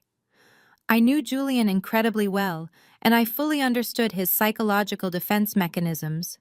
He possessed a terrifying ability to completely compartmentalize his massive failures. He would cling desperately to the single remaining pillar of his highly inflated ego, which was his newly minted medical degree. In his deeply narcissistic mind, the white coat was an impenetrable armor. He genuinely believed that once he officially walked through the sliding glass doors of Atlanta General Hospital and began his prestigious surgical residency, he would automatically be untouchable. He assumed he could charm his way back into Dr. Sterling's good graces, eventually win Sydney back, and use his massive future doctor salary to quickly settle his financial debts before the law ever caught up with him. He was relying entirely on the immense prestige of the medical profession to save him from the devastating consequences of his own criminal actions. He completely misunderstood the rigorous ethical foundation of that exact profession, and he severely underestimated my absolute commitment to finishing the war he had started. While Julian was busy ironing his pristine white scrubs on Monday morning, I was sitting in my corporate office executing my most lethal and final move. I did not just want to embarrass him. I wanted to permanently dismantle the weapon he had used to justify his arrogance. To do that, I needed to leverage the full devastating weight of the federal government. Wire fraud and real estate forgery are not minor civil disputes. They are severe federal felonies carrying mandatory prison sentences. I spent the early hours of the morning meticulously compiling a massive digital dossier. I included the verified forged mortgage documents, the predatory loan origination files, the detailed bank statements showing the aggressive transfer of $85,000, and the corresponding receipt from the Cartier boutique in Buckhead. I drafted a comprehensive, undeniable narrative of the entire fraudulent scheme. My first official submission went directly to the Internal Revenue Service Criminal Investigation Division. But the final submission was the absolute kill shot. I sent the complete, unredacted dossier directly to the Georgia Composite Medical Board. The logic of the American medical licensing system is incredibly strict and entirely unforgiving. The general public trusts physicians with their lives, their highly sensitive medical data, and their unrestricted access to dangerous controlled substances. Because of this profound level of trust, the medical board maintains a zero-tolerance policy regarding severe moral turpitude. In the United States, you absolutely cannot obtain or maintain a legitimate medical license if you are actively under federal investigation for severe financial fraud and deliberate forgery. The ethical guidelines explicitly state that a physician who demonstrates such a catastrophic lack of integrity in their personal financial dealings poses an immediate, unacceptable risk to the public and the institution. A doctor who will willingly forge his own mother's signature to steal her home, will absolutely falsify patient records, overbill insurance companies, or steal prescription medications. The governing board views financial crimes as a direct window into the fundamental character of the practitioner. By formally reporting his highly documented felony crimes, I was not merely getting him fired from a single hospital job. I was effectively triggering an automatic immediate suspension of his entire medical license across all 50 states. I hit send on the final email, completely sealing his fate. At exactly 8 o'clock that same morning, Julian confidently walked into the surgical residency lounge at Atlanta General Hospital. He poured himself a cup of premium hospital coffee, laughing loudly at a joke made by a fellow resident, and casually adjusting the shiny new stethoscope draped around his neck. He was basking in the sterile bright light of the hospital environment, drawing immense comfort from the respectful nods of passing medical students. He truly believed he had survived the storm. He believed that within the secure walls of the hospital he was no longer the broke fraud who had humiliated his mother, but was instead Dr. Julian, a man of incredible importance and high status. He even took the time to arrange his brand new customized pens in the breast pocket of his white coat, ensuring the embroidered letters of his name were perfectly visible to everyone in the room. He was actively building a new fantasy world right on top of the ashes of his old one. His pathetic illusion lasted exactly 45 minutes. The heavy wooden doors of the residency lounge suddenly swung open, completely silencing the casual morning chatter of the newly minted doctors. Two uniformed Atlanta police officers walked into the room, their hands resting firmly on their utility belts, their expressions incredibly serious. They were immediately flanked by the head of the hospital's legal counsel, a stern older woman carrying a thick, familiar manila folder. The casual, relaxed atmosphere of the lounge evaporated, instantly replaced by a thick, heavy tension. Every single resident stopped talking and stared at the doorway. The legal counsel scanned the room, her eyes locking directly onto Julian, who was frozen mid-sip of his coffee. "Dr. Julian!" she announced, her voice echoing sharply against the polished linoleum floor. "You need to come with us immediately. We require your absolute presence in the Chief Medical Officer's administrative suite right now." Julian slowly lowered his coffee cup, his hands trembling so violently that the brown liquid sloshed over the rim and stained his pristine white pants. He looked at the two armed police officers, and the remaining color completely drained from his face, leaving him looking sickly and pale. He tried desperately to muster his usual charismatic arrogance, but his voice cracked terribly when he spoke. "Is there some sort of minor problem with my orientation paperwork?" he asked, attempting a weak, highly desperate smile. "This is not an administrative orientation issue, Julian," the legal counsel replied coldly, speaking loudly enough for every single resident in the room to hear clearly. This is an active criminal investigation regarding severe federal wire fraud and felony forgery. Please carefully surrender your hospital pager and step away from your locker immediately.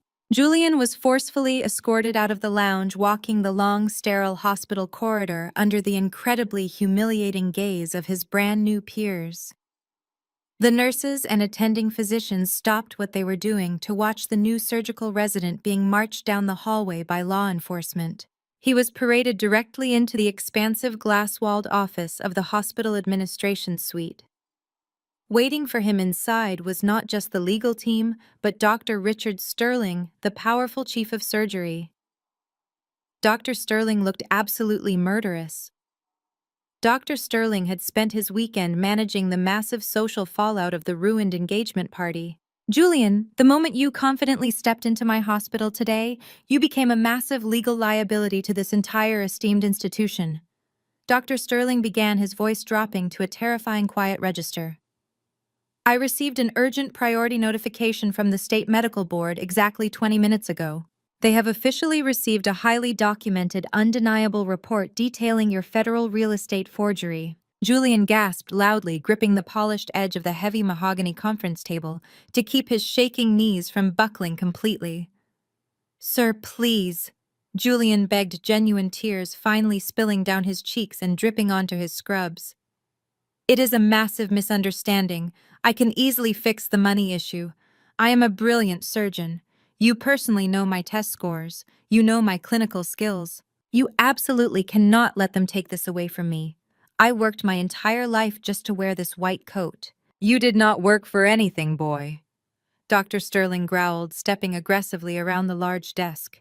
You maliciously manipulated and stole your way into that coat. The medical board has already initiated an emergency suspension of your provisional license. You are formally under active criminal investigation. The police officers standing right behind you are here to officially execute an active arrest warrant for felony fraud. The two police officers stepped forward simultaneously. One officer grabbed Julian's wrists forcefully, pulling them firmly behind his back, while the other officer retrieved a pair of heavy steel handcuffs. Julian let out a pathetic, whimpering sob, completely breaking down as the cold steel locked tightly around his wrists. Dr. Sterling stepped directly into Julian's personal space, his furious face mere inches away from the sobbing handcuffed man. He reached out with one swift, highly aggressive motion and forcefully grabbed the hospital identification badge securely clipped to Julian's chest. He yanked it violently downward, ripping the sturdy plastic clip completely off the fabric of the pristine white scrubs. You do not belong in this building, Dr. Sterling said, his voice entirely filled with absolute venom. You do not belong in this noble profession. You are officially terminated from this surgical residency program, effective immediately. And with the massive federal charges you are currently facing, you will never hold a medical license again. You are done in medicine, boy, everywhere. The news of Julian's highly public arrest spread through the Atlanta hospital network like a raging wildfire. By Tuesday morning, the criminal justice system had fully processed him, leaving him sitting in a cold holding cell, facing federal wire fraud charges. But the true devastation of his actions was currently unfolding across town in his mother's pristine living room. Brenda was sitting on her expensive velvet sofa, staring blankly at the thick stack of aggressive foreclosure notices delivered by registered mail. Her beautifully manicured hands trembled as she read the dense legal jargon. Because my holding company now legally owned the $85,000 subprime mortgage, the default was instantaneous. Because Julian had already missed the initial premium payment, the strict legal protocols were instantly triggered. The reality of her situation was exceptionally brutal. The only possible way Brenda could legally halt the aggressive foreclosure proceedings and save the beloved home she had owned for decades was to officially cooperate with the federal investigators.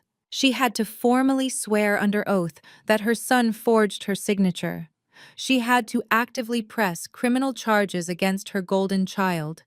The profound irony was absolutely suffocating. For her entire life, Brenda had elevated Julian above everyone else, excusing his terrible behavior constantly. She had enabled his massive ego at every single turn, always blaming others for his obvious shortcomings. Now her only path to personal salvation required her to become the primary witness for his federal prosecution. She was forced to choose between the son she worshipped and the house she desperately loved. Desperate people always return to their perceived seats of power. For Brenda, that absolute center of power was the Greater Zion Church. She truly believed that if the cold legal system failed her, the wealthy congregation she had faithfully served and heavily manipulated for many years would surely step in to save her from financial ruin. On Wednesday evening, Brenda requested an emergency financial hearing with the elder board. She walked into the private fellowship hall wearing a modest black dress, fully prepared to play the ultimate victim. She intended to cry, quote scripture, and beg for an $85,000 church loan to save a faithful servant from a predatory corporate attack. What Brenda completely failed to realize was that I never leave loose ends. 2 days before her emergency meeting, I compiled a secondary digital dossier.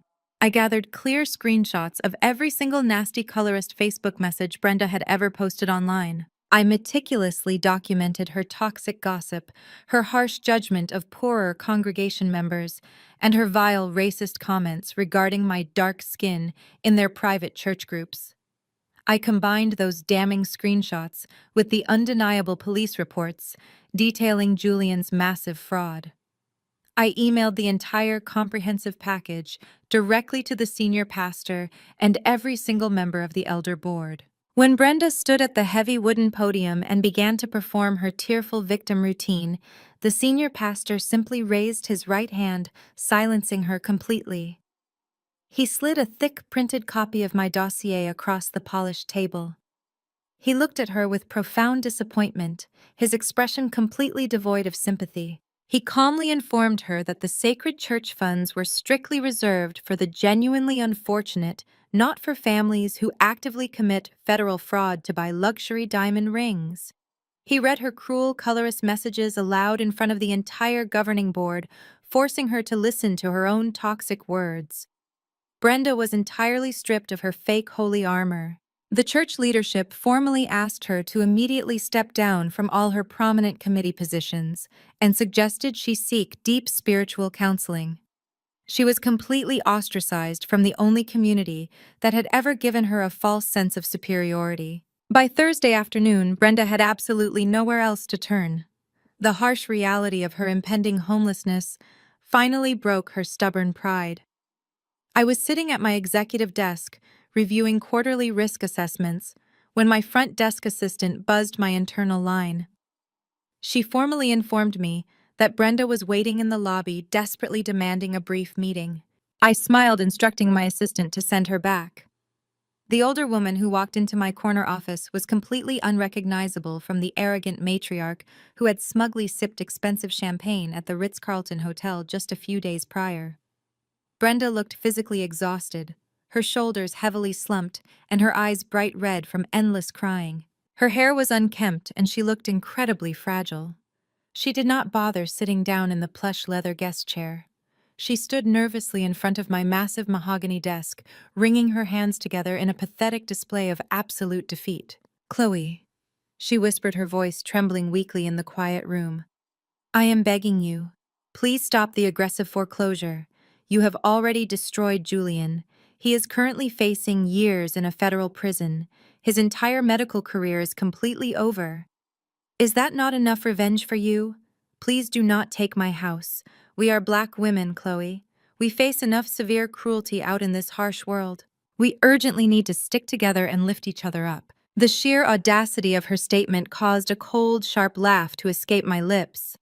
I stood up slowly, leaning forward and resting my hands firmly on the polished wood of my desk. I stared directly into her tired, desperate eyes.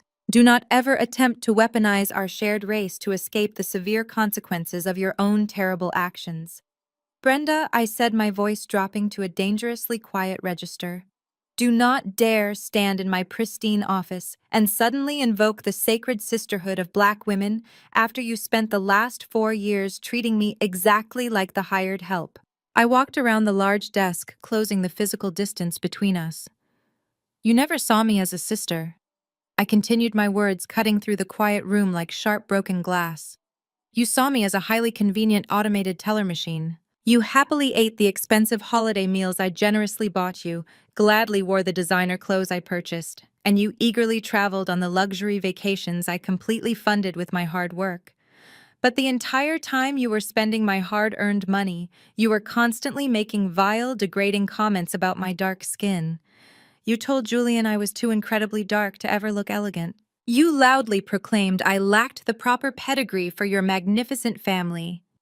You practically cheered when your son publicly humiliated me to chase a light-skinned woman with inherited generational wealth. You completely ignored my humanity because you thought my money gave you power. You only want to stick together right now because I am the one holding the heavy financial whip and your back is finally bleeding. Brenda flinched violently, large tears spilling quickly down her cheeks. Please, she sobbed loudly, unable to maintain eye contact. I was so incredibly wrong. I was foolish and completely blind. I will publicly apologize to you in front of the entire congregation. I will do whatever you want. Just please give me back the deed to my home. I crossed my arms, feeling absolutely nothing but profound, intense satisfaction. Your home currently belongs to Apex Financial Holdings, I stated coldly. Your brilliant son legally leveraged it, and I aggressively bought the debt. The aggressive foreclosure process is moving forward at maximum legal speed. Your only available option remains completely unchanged. To keep a roof over your head, you must formally cooperate with the federal prosecutors and press criminal forgery charges against Julian. You raised a narcissistic monster who financially sacrificed you to feed his own massive ego. Now you get to deal with the terrifying monster you proudly created. The meeting is officially over, Brenda. You can find your way out. Brenda stood frozen in the center of my office, completely paralyzed by the horrifying reality of her total destruction. She opened her mouth to plead one final time, but the sharp, sudden ringing of her cell phone interrupted her. The loud electronic chime violently pierced the heavy silence. She numbly reached into her worn leather purse and pulled out the phone. She stared at the glowing screen, her hand shaking so badly she could barely swipe to answer the call. It was Tasha. Because the office was incredibly quiet, I could clearly hear Tasha's frantic screaming voice vibrating through the small speaker. "Mom," Tasha shrieked, her voice completely hysterical and breathless. "Mom, you have to help me right now. I just came home from my retail shift and the entire house is completely empty. Darnell is gone entirely. He packed all of his clothes, his expensive watches, and his golf clubs. I just checked the joint bank accounts online. He completely drained everything. He took the last $2,000 we had to our name. He left a handwritten note on the kitchen counter saying he refuses to stick around and deal with Chloe's aggressive debt collectors. He ran away with Kiara Mom. He completely abandoned me. I have absolutely no money, the rent is due tomorrow morning, and the bank is officially threatening to repossess my car. What am I going to do, Mom? Please tell me what to do." Brenda slowly lowered the phone away from her ear, the frantic, highly desperate sounds of her daughter's total financial ruin continuing to echo softly in the quiet room. She looked at me, her eyes completely hollow, finally understanding the true devastating magnitude of my calculated revenge. The golden son was heading to federal prison. The perfect daughter was entirely bankrupt and abandoned. The matriarch was mere days away from violent eviction. The family was entirely irreparably broken. 3 weeks after my final meeting with Brenda, the civil court date regarding the $220,000 debt arrived. The Fulton County Courthouse was a massive, imposing structure of gray stone and heavy mahogany. I walked into courtroom 4B alongside Marcus, my corporate litigator, feeling relaxed. Julian arrived 10 minutes late, projecting an aura of unearned confidence. Without his sister or his mother to financially bail him out, Julian was entirely broke. Rather than requesting a public defender, his narcissistic ego convinced him he did not need a lawyer. He believed that because he passed his medical board exams, he possessed an intellect far superior to anyone else in the room, including the presiding judge. He officially filed paperwork to represent himself pro se. He wore the exact same custom-tailored navy blue suit he had worn to his graduation party. He took his seat at the defendant table, arranging a disorganized stack of printed emails. When Judge Harrison called our case, Julian stood up and approached the podium with a condescending smile. Your Honor. Julian began speaking in a loud, patronizing tone. This entire lawsuit is frivolous. The plaintiff Chloe is simply a bitter ex-girlfriend. We were in a long-term romantic relationship. She voluntarily paid my medical school tuition as a standard gift. The contract her lawyers are presenting is completely unenforceable because it was signed under false pretenses. Furthermore, invoking a morality clause simply because of a minor domestic disagreement over an apartment lease is legally absurd. I save lives for a living. I should not be subjected to financial ruin over a romantic relationship. Judge Harrison stared at Julian over the rim of her reading glasses. She looked unimpressed by his arrogant speech. She turned her attention to Marcus, who was standing calmly beside me. Marcus simply approached the bench and handed the judge the leather-bound portfolio. Your Honor, Marcus stated, projecting clear legal authority. My client is Apex Financial Holdings, LLC. This was not a romantic gift. It was a strictly regulated commercial loan originated by a registered corporate entity. The defendant signed this legally binding contract, acknowledging the 9% interest rate and the severe default conditions. Tab 3 contains the certified police report, proving the defendant committed federal perjury by filing a fraudulent emergency restraining order specifically to illegally seize corporate-owned real estate. That felony action directly triggered the morality clause, rendering the entire balance due. Julian scoffed loudly, leaning against the wooden podium. That restraining order was a simple misunderstanding, he argued. She is twisting the facts to ruin my medical career. Judge Harrison slammed her wooden gavel down sharply, cutting Julian off mid-sentence. Mr. Julian, she said, her voice echoing loudly with absolute authority.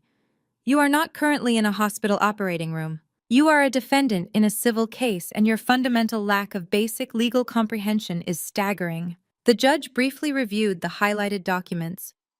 I have spent 20 years on the bench. Judge Harrison continued, her tone dripping with severe reprimand. I have rarely seen a defendant display such a spectacular combination of extreme arrogance and blatant dishonesty. You deliberately signed a commercial loan document with a registered holding company. You happily spent $220,000 of their capital. You then committed a documented act of perjury by filing a fraudulent legal document to illegally evict the managing director from her property. Your medical degree does not grant you magical immunity from contract law. Julian opened his mouth to argue, but the judge raised her hand, demanding immediate silence. I am ruling entirely in favor of the plaintiff, Judge Harrison announced with devastating finality. The commercial contract is legally sound and fully enforceable. The defendant is hereby ordered to immediately repay the entire outstanding balance. Furthermore, given the defendant's completely malicious behavior and obvious lack of financial liquidity, I am granting the plaintiff's request for maximum wage garnishment. Apex Financial Holdings is legally authorized to aggressively garnish up to 40% of any future wages you might ever earn across any profession. We are adjourned. The sharp crack of the gavel sounded like a heavy steel door slamming shut permanently on Julian's future. He stood completely frozen at the podium, his mouth hanging slightly open in sheer disbelief. He walked into the courtroom expecting his charm to effortlessly secure a victory. Instead, he had been brutally dismantled in 15 minutes. The judge had legally chained him to the massive debt for the rest of his entire natural life. Every single paycheck he ever earned would be instantly slashed. He would never experience the wealthy, lavish lifestyle he violently pursued. Marcus slowly closed his heavy briefcase with a satisfying click. We walked out of the courtroom, leaving Julian staring blankly at the empty bench. I felt an incredible, overwhelming sense of lightness. The financial aspect of my revenge was now officially sanctioned by the state. I walked into the wide marble hallway expecting to head directly back to my office. But the universe had perfectly orchestrated one final spectacular moment of poetic justice.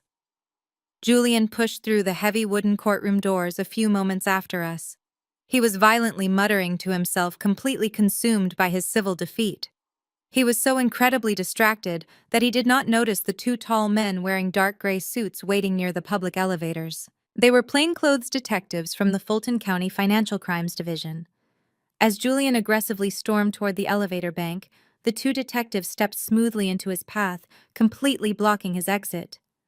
Julian stopped abruptly, his arrogant scowl deepening. "Excuse me." Julian snapped impatiently, attempting to push past them. "Get out of my way." The taller detective reached into his breast pocket and calmly produced a shiny gold badge. "Julian," he asked, his voice strictly professional. Julian froze, his eyes darting frantically to the heavy metal badge. "Yes," he replied, dropping to a terrified whisper. "You are formally under arrest for severe felony wire fraud and real estate forgery," the detective stated, stepping forward and grabbing Julian's right arm. "You have the absolute right to remain silent. Anything you say can be used against you." Julian began to violently struggle, pulling his arm away in sheer absolute panic. "No, wait," he shouted, his voice cracking loudly in the echoing marble hallway. "You cannot arrest me. I am a doctor. This is a massive mistake. My mother owns the house. It is a family dispute. She would never press criminal charges against me. You need to call her." The second detective grabbed Julian's left arm forcefully, spinning him around and aggressively pinning him against the cold marble wall. "We already spoke to your mother," the detective replied, pulling a pair of heavy steel handcuffs from his belt. "Brenda came into the precinct yesterday afternoon. She officially provided a sworn recorded statement confirming you maliciously forged her signature on the subprime mortgage documents. She is the primary cooperating witness for your federal prosecution. You are going to prison." The profound, absolute irony of the moment was completely staggering. Julian had constantly relied on his mother to defend him, to protect him, and to aggressively attack me on his behalf. Now, in order to simply keep a roof over her head, the very woman who had enabled his massive narcissistic ego his entire life had firmly driven the final rusty nail directly into his coffin. Brenda finally chose her own survival over her golden child. The cold steel handcuffs clicked tightly, securely, locking around Julian's wrists. He slumped heavily against the marble wall, completely defeated. He was officially a convicted debtor and a highly documented federal criminal. He was violently handcuffed, wearing the exact same custom-tailored navy blue suit he had proudly worn to his graduation party. The detectives forcefully pulled Julian away from the wall, turning him toward the public elevators. As they marched him roughly down the long, brightly lit corridor, Julian slowly lifted his head.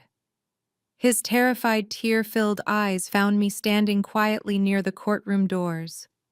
He looked at me with an expression of absolute broken despair, silently begging for a tiny shred of mercy. I stood still, my hands resting calmly at my sides. I looked at the ruined man who had arrogantly told security to forcefully remove me from a party I had funded. I looked at the fraud who had happily allowed his mother to mock my dark skin. I tilted my head slightly and looked directly into his panicked eyes. I allowed a slow, cold, deeply satisfied smile to spread completely across my face. I gave him the exact same cruel, devastating smirk his mother Brenda had given me on the night of his graduation. The elevator doors opened automatically. The detective shoved Julian inside.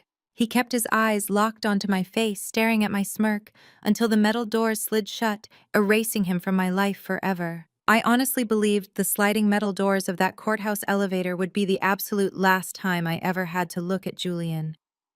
For 6 entire months, that assumption remained perfectly correct. The seasons changed, and the scorching Atlanta summer faded into a cool, damp autumn. During that time, the federal justice system moved with slow, devastating efficiency. Julian was eventually released on a highly restrictive bond while awaiting his formal criminal trial. However, his life as he knew it was completely obliterated. The state medical board did not hesitate.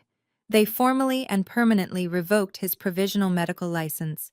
His expensive medical degree was now nothing more than a worthless piece of paper. He was legally barred from working in any healthcare facility, even as a basic administrative assistant, due to the severe nature of his financial fraud charges.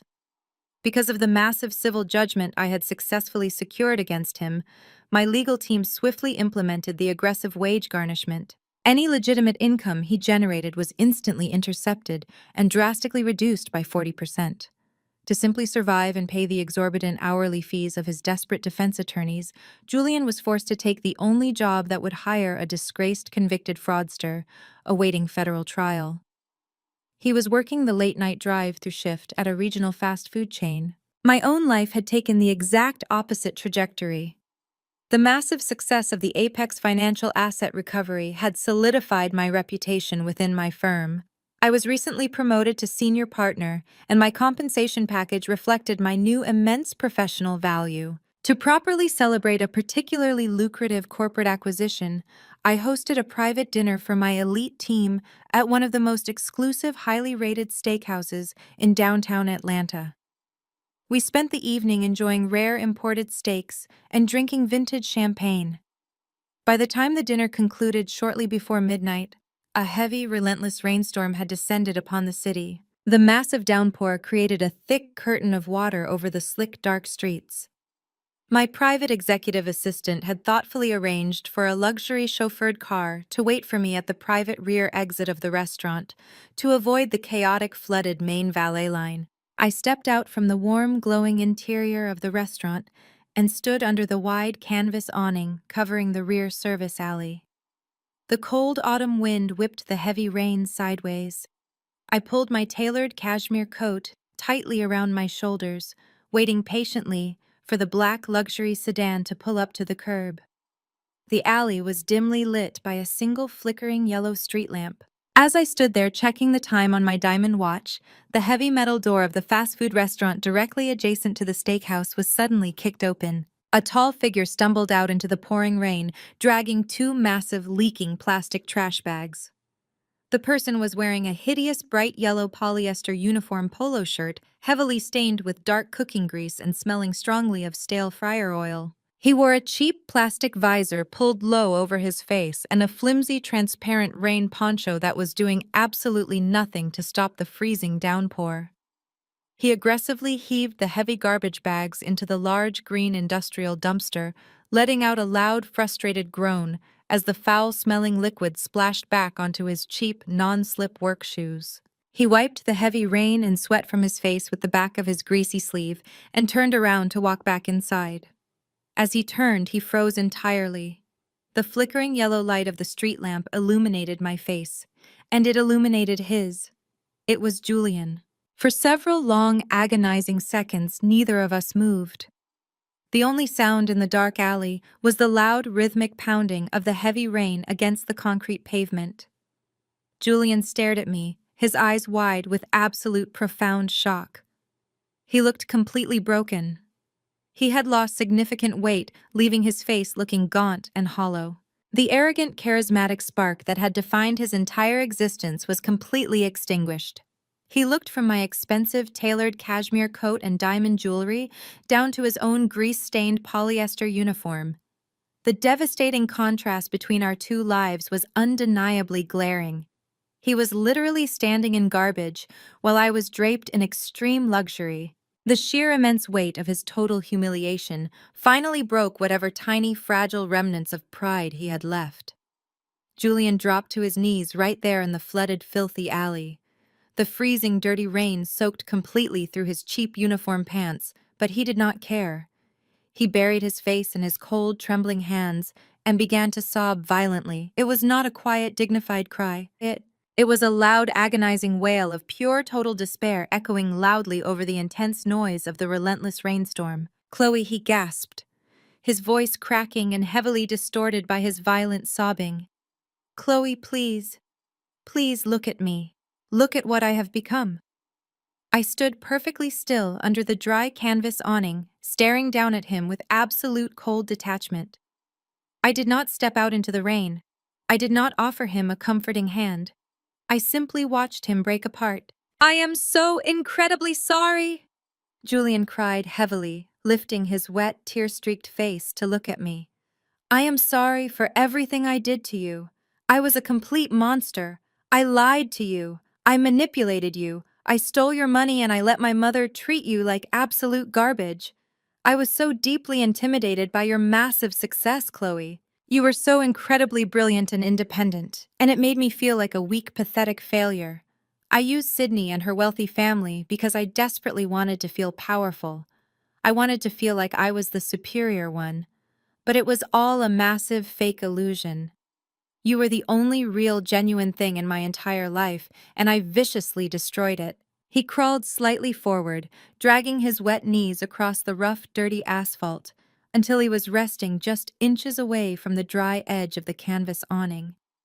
Please, Chloe, he begged desperately, reaching a shaking, greasy hand out toward the hem of my pristine cashmere coat, but intelligently stopping just short of actually touching the expensive fabric. I have lost absolutely everything. My mother will not even speak to me because she lost the house. I have no medical degree. I am facing 3 years in a federal prison. I am working 70 hours a week flipping greasy burgers just to pay my public defender because my private lawyer quit. But the wage garnishment is completely starving me.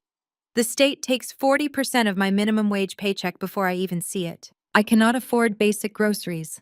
I am sleeping on a dirty mattress in a roach-infested studio apartment. Please, Chloe, I am begging you to call off your corporate lawyers. Stop the aggressive wage garnishment. Let me just keep my minimum wage. I am suffering so much. Please just forgive me. Society places a massive, incredibly toxic expectation on Black women. We are constantly conditioned to be the emotional mules for the entire world. We are heavily pressured to endlessly forgive the very men who violently break us down, to nurture them back to health, and to completely sacrifice our own hard-earned peace for the sake of their redemption. Julian was desperately relying on that exact toxic societal conditioning. He was banking on the faint hope that seeing him completely destroyed and weeping in the freezing rain would magically activate some hidden reserve of maternal sympathy deep inside me. He assumed my heart would soften, and I would grant him the undeserved grace he was currently begging for. He was absolutely wrong. I looked down at his pathetic weeping form and felt absolutely nothing but a deep, profound sense of justice. Julian. I said, my voice perfectly calm and completely devoid of any emotional warmth. You are not crying right now because you are genuinely remorseful for how cruelly you treated me. You are not apologizing because you suddenly developed a moral conscience.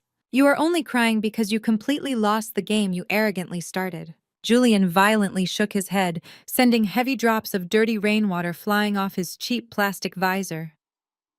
No, Chloe. I swear, he sobbed loudly. I am truly sorry. I deeply regret everything.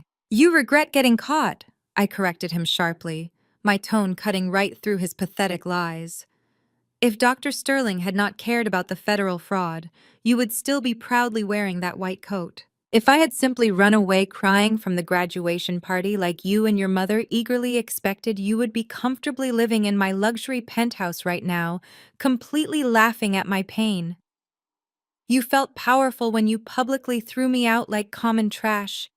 You only feel sorry right now because I aggressively showed you what real absolute power actually looks like.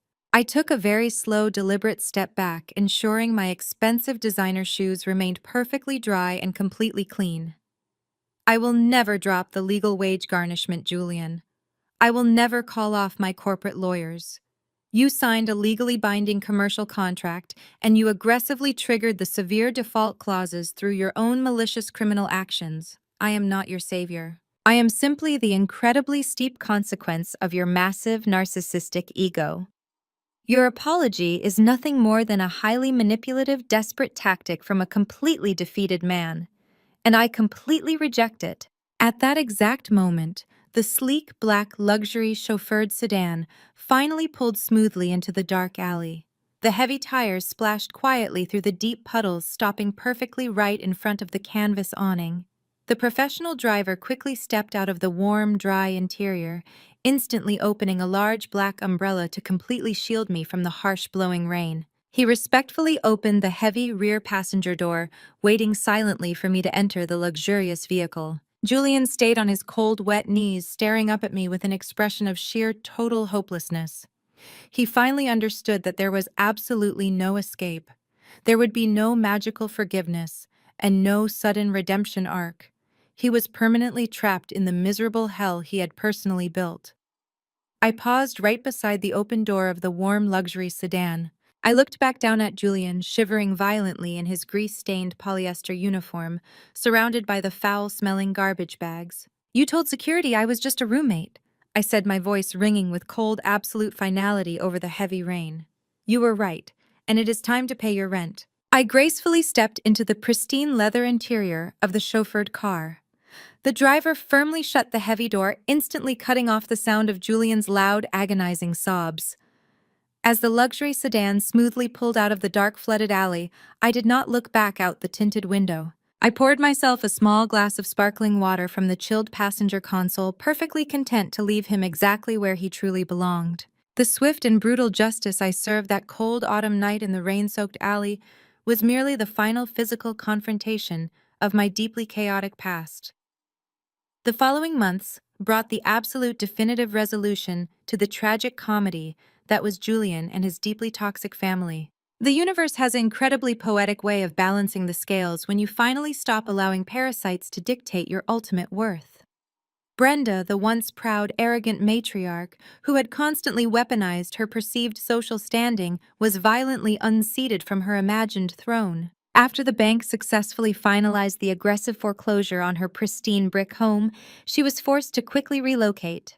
She moved into a cramped single-bedroom apartment in a highly undesirable neighborhood on the industrial outskirts of the city. She was completely stripped of her elegant garden, her sprawling living room, and the polished dining table where she used to entertain the wealthy church elders. The Greater Zion congregation, the very people she had ruthlessly sought to impress and manipulate, completely turned their backs on her. They viewed her highly publicized financial downfall and her exposed bigotry as a severe divine punishment for her profound hypocrisy and intense colorism. She spent her lonely days sitting by a tiny drafty window watching the heavy commercial traffic pass by, completely isolated from the vibrant community she once ruled with an iron fist. Tasha experienced a similarly devastating freefall from grace that completely shattered her entire worldview. When Darnell abruptly abandoned her to flee the state with his young mistress, he left behind a massive mountain of hidden debt that was legally tied to her name through their joint marital accounts. The perfect sorority girl facade violently crumbled into dust. To avoid aggressive collection agencies and the terrifying threat of immediate personal bankruptcy, Tasha was forced to abandon her expensive salon appointments and her exclusive country club lunches. She took on 2 grueling retail jobs, working brutal double shifts, folding clothes at a discount department store, and ringing up groceries at a local supermarket just to keep the lights on in a tiny rented duplex. Her perfectly manicured hands were now constantly cracked and blistered, serving as a harsh daily physical reminder of the fake wealthy lifestyle she had desperately tried to maintain at my financial expense. She was completely ignored by her former high society friends, who treated poverty like a highly contagious disease. As for Julian, the federal justice system finalized his complete and total destruction. After months of desperate legal maneuvering, his overworked public defender convinced him to take a strict plea deal to avoid a potential decade behind bars. Julian formally pleaded guilty to severe federal wire fraud and felony real estate forgery. He was officially sentenced to 3 full years in a federal white-collar prison, followed by 5 years of highly supervised probation and mandatory financial restitution. He permanently traded his pristine white medical coat for a standard-issue khaki prison uniform. He would spend the next 36 months confined to a small cinder-block cell surrounded by other disgraced, desperate men, completely stripped of his prestigious title, his fake wealth, and his massive, fragile ego. His grand, brilliant illusion was permanently shattered, leaving absolutely nothing but the cold, hard, undeniable reality of his own criminal actions. He had sacrificed his entire future just to briefly pretend he was better than me. While the people who had maliciously attempted to break me were drowning in the severe, terrifying consequences of their own toxic choices, I was rapidly ascending to entirely new heights of professional success. The managing partners at my forensic accounting firm had closely watched my brilliant, meticulous execution of the Apex financial asset recovery. They were deeply impressed by the ruthless efficiency, cold calculation, and flawless legal strategy I had utilized to completely dismantle Julian's life while keeping the firm entirely insulated from any collateral damage. David Reynolds personally called me into his expansive corner office the very week after Julian received his highly publicized criminal sentencing. He did not offer me a standard annual raise or a simple administrative title bump. He officially offered me a highly coveted seat at the massive mahogany table. I was formally promoted to senior partner, making me the youngest woman and the only Black woman to ever achieve that elite status in the long, prestigious history of the firm. I was given a massive equity stake in the company, a sprawling new corner office with floor-to-ceiling glass windows and absolute authority over the entire corporate risk assessment division. The very ruthlessness that Brenda had loudly condemned as an evil, bitter trait was the exact incredible skill set that secured my massive generational wealth. I had successfully turned their vicious personal betrayal into my ultimate professional triumph. To celebrate this incredible professional milestone, I decided to host an intimate, extravagant dinner party at my luxury penthouse. It was the exact same penthouse Julian had fraudulently attempted to steal from me, but the energy inside the sprawling space was now entirely different. I had hired a professional interior designer to completely erase any lingering traces of his pathetic existence. The heavy white leather furniture he loved was replaced with rich, warm velvet seating and beautiful, vibrant contemporary art that perfectly reflected my personal taste and cultural heritage. I hired a private executive chef to prepare a spectacular 5-course tasting menu paired perfectly with extremely rare vintage wines. But the most significant change was not the expensive decor or the high-end catering. It was the incredible quality of the people sitting around my massive dining table. There were absolutely no toxic family members whispering cruel insults. There were no arrogant leeches secretly calculating how to drain my bank accounts. I was completely surrounded by my true, chosen family. Marcus, my brilliant corporate litigator, sat at the head of the table laughing warmly, sharing stories of our courtroom victories. My close college friends, who had actively supported my tech startup dreams long before I ever met Julian, were raising their crystal glasses in my honor. Powerful female mentors, who had expertly guided me through the vicious corporate ranks, were sharing their brilliant wisdom and celebrating my promotion. The room was absolutely filled with genuine love, profound mutual respect, and incredibly authentic support. We were a powerful circle of highly successful individuals who actively celebrated each other's incredible wins without a single ounce of dark jealousy or hidden resentment. We did not need to tear each other down to feel important. As I sat at the head of my table watching the beautiful, joyful faces of the people who genuinely loved me, I reflected deeply on the profound journey that had brought me to this exact moment in time. For far too long, I had silently carried the massive, crushing weight of the black tax. It is a highly toxic, unspoken expectation, deeply ingrained in our culture, that strongly dictates successful Black women must automatically serve as the heavy financial and emotional mules for their struggling family members. We are constantly conditioned from a very young age to believe that our hard-earned success is not truly ours to simply enjoy. We are aggressively taught that we must constantly validate our worth by endlessly funding the dreams of arrogant men, supporting the fake lifestyles of jealous relatives, and absorbing the constant cruel disrespect of matriarchs who bitterly resent our fierce independence. We are expected to continuously pour from our own cups until we are completely empty and broken. I had allowed Julian and his family to heavily weaponize my own deep desire for genuine connection. I had falsely believed that if I just paid enough expensive bills, bought enough luxury gifts, and swallowed enough nasty insults, I could eventually purchase the true unconditional love I desperately craved. I thought my financial generosity would eventually cure their deep insecurities. But you absolutely cannot buy genuine respect from people who are fundamentally committed to misunderstanding your immense value. By finally severing those heavy, toxic financial ties, I had successfully broken a massive generational curse. I refused to let my incredible success be heavily penalized by their profound laziness and intense entitlement. I learned the incredibly hard way that true absolute self-worth requires a level of strict, brutal protection. You must be entirely willing to ruthlessly burn down the toxic tables where you are no longer being served respect. You must be willing to become the villain in their fake narratives in order to become the hero of your own actual life. The beautiful dinner party eventually wound down long after midnight. My wonderful guests offered their final warm hugs and sincere congratulations before taking the private elevator down to their waiting chauffeured cars. I locked the heavy electronic front door and walked slowly across the wide, polished hardwood floor of my silent, peaceful home. I poured myself one final small glass of premium reserve wine and walked out onto the expansive private terrace. The cold, crisp autumn night air felt incredibly refreshing against my skin. I walked over to the thick glass railing and looked out over the massive glowing skyline of downtown Atlanta. The towering modern skyscrapers glittered beautifully like diamonds against the dark, endless night sky. The sprawling city was a massive grid of endless, incredible possibilities, completely devoid of the heavy, suffocating shadows of my past. I took a slow, deep breath, tasting the clean, cool air. I thought about Brenda sitting alone in her tiny, dark apartment. I thought about Tasha folding cheap clothes for minimum wage under harsh fluorescent lights.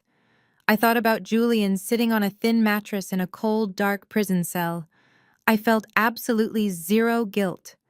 I felt zero lingering regret. I was completely at peace with my necessary ruthlessness. I had fiercely protected my incredible life, my hard-earned money, and my beautiful, brilliant mind from the vicious parasites who tried to completely consume me. I had survived their massive, brutal betrayal, and I had violently conquered their fragile, pathetic world. I took a slow, satisfying sip of my expensive wine, smiling confidently into the quiet, dark night. I was absolutely ready for whatever incredible, beautiful challenge came next, knowing I would never let anyone dim my bright light ever again. I turn away from the dazzling city lights and step back inside my warm, vibrant penthouse. I walk over to the camera, looking directly into the lens, looking directly at you. You did not just stay for the dramatic revenge or the satisfying downfall of a toxic family.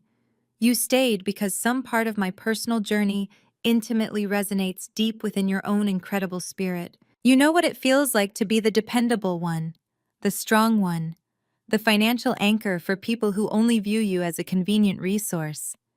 You truly know the profoundly exhausting ache of pouring your heart, your time, and your hard-earned money into individuals who secretly resent your success. I am directly speaking to the women who have been conditioned to shrink themselves so the men around them can feel massive. I am speaking to the women who have been told that their value is tied to how much they can sacrifice for others. Listen to me very carefully. The ultimate lesson I learned from the wreckage of my relationship with Julian is incredibly simple, but violently hard to accept. Never dim your brilliant light to make a deeply insecure man feel comfortable in your shadow. And absolutely never empty your own bank account to build a foundation for a man who does not fundamentally respect the ground you walk on. We are constantly sold a dangerous romantic lie. We are falsely told that if we just financially support them enough, if we just blindly invest in their potential, they will eventually recognize our immense value and crown us as their queens. But potential is a highly treacherous, entirely empty currency. You cannot take potential to the bank, and you certainly cannot build a secure, peaceful life on a man's future promises when his present actions demonstrate nothing but profound disrespect. Julian did not want a partner. He wanted a wealthy, silent sponsor. Brenda did not want a daughter. She wanted a high-limit credit card attached to a woman she could easily manipulate and verbally abuse. They both wanted the luxurious fruits of my intense labor. But they completely despised the strong, dark-skinned tree that actually bore it. When you are a highly successful, intensely driven woman, your hard-earned success becomes a massive target. Toxic people will quickly try to guilt you into shrinking. They will eagerly consume your resources and then tell you that you lack pedigree or class. Do not ever let their deep-seated insecurities convince you that your hard-earned standards are somehow a character flaw. Your wealth, your intelligence, and your unyielding strength are not heavy burdens you need to apologize for. They are your beautiful, hard-won armor. When Julian stood on that stage at the Ritz-Carlton and demanded security, remove me, he thought he was humiliating me. He thought he was establishing his ultimate dominance, but he was actually doing me the greatest favor of my entire life. He was aggressively cutting the heavy toxic anchor that was dragging my spirit down to the ocean floor. Sometimes the universe has to forcefully remove the wrong people from your life because you are too loyal to walk away yourself. I was entirely too loyal to a man who was actively planning my financial and emotional execution. I had to learn that being unapologetically ruthless in the defense of my own peace is not a negative trait. It is an absolute survival requirement. You cannot negotiate with parasites. You must cut them off at the source. You must be willing to reclaim your assets, whether those assets are your financial investments, your precious time, or your mental health. You have to look at the people who are eagerly draining you and declare that the free ride is permanently over. If you are currently sitting in a relationship or a family dynamic where your immense value is being completely ignored while your resources are being rapidly depleted, I need you to wake up today. I need you to channel your inner auditor. Take a strict inventory of your life. Identify exactly who is building you up and who is ruthlessly tearing you down. Do not wait for a grand public betrayal to finally choose yourself. Do not wait until they have drained your savings and shattered your confidence. Step into your absolute power right now. Reclaim your territory. If you've ever had to repossess your life from people who thought they could use you, drop a comment below. I want to read your powerful stories. I want to see a massive community of strong, unapologetic people who refuse to be broken by toxic manipulation. Share your victories, share your boundaries, and let everyone know that you successfully took your power back. I walk over to the sleek marble kitchen island, leaving my empty wine glass far behind me. I reach into the chilled bucket and pull out a fresh, unopened bottle of premium vintage champagne. I expertly pop the cork, the sharp, celebratory sound echoing loudly through my beautiful, quiet penthouse. I pour the bubbling golden liquid into a heavy, sparkling crystal flute. I hold the heavy crystal glass up to the bright light, admiring the beautiful, brilliant reflection. It is a direct, intentional parallel to Brenda sipping her champagne on the night of Julian's graduation. But there is a massive fundamental difference. Brenda was sipping champagne paid for by my hard work, wearing a dress bought with my money, celebrating a son whose entire life was a fragile illusion I financed. I am sipping champagne that I bought with my own hard-earned money, standing completely secure in my own paid-off house, surrounded by my own untouchable peace. I raise the crystal glass directly toward the camera, offering a final, triumphant toast to every single person watching who has ever fought their way out of the darkness. My name is Chloe, and I didn't just dodge a bullet, I owned the gun. Thanks for listening to my entire story. Fade to black.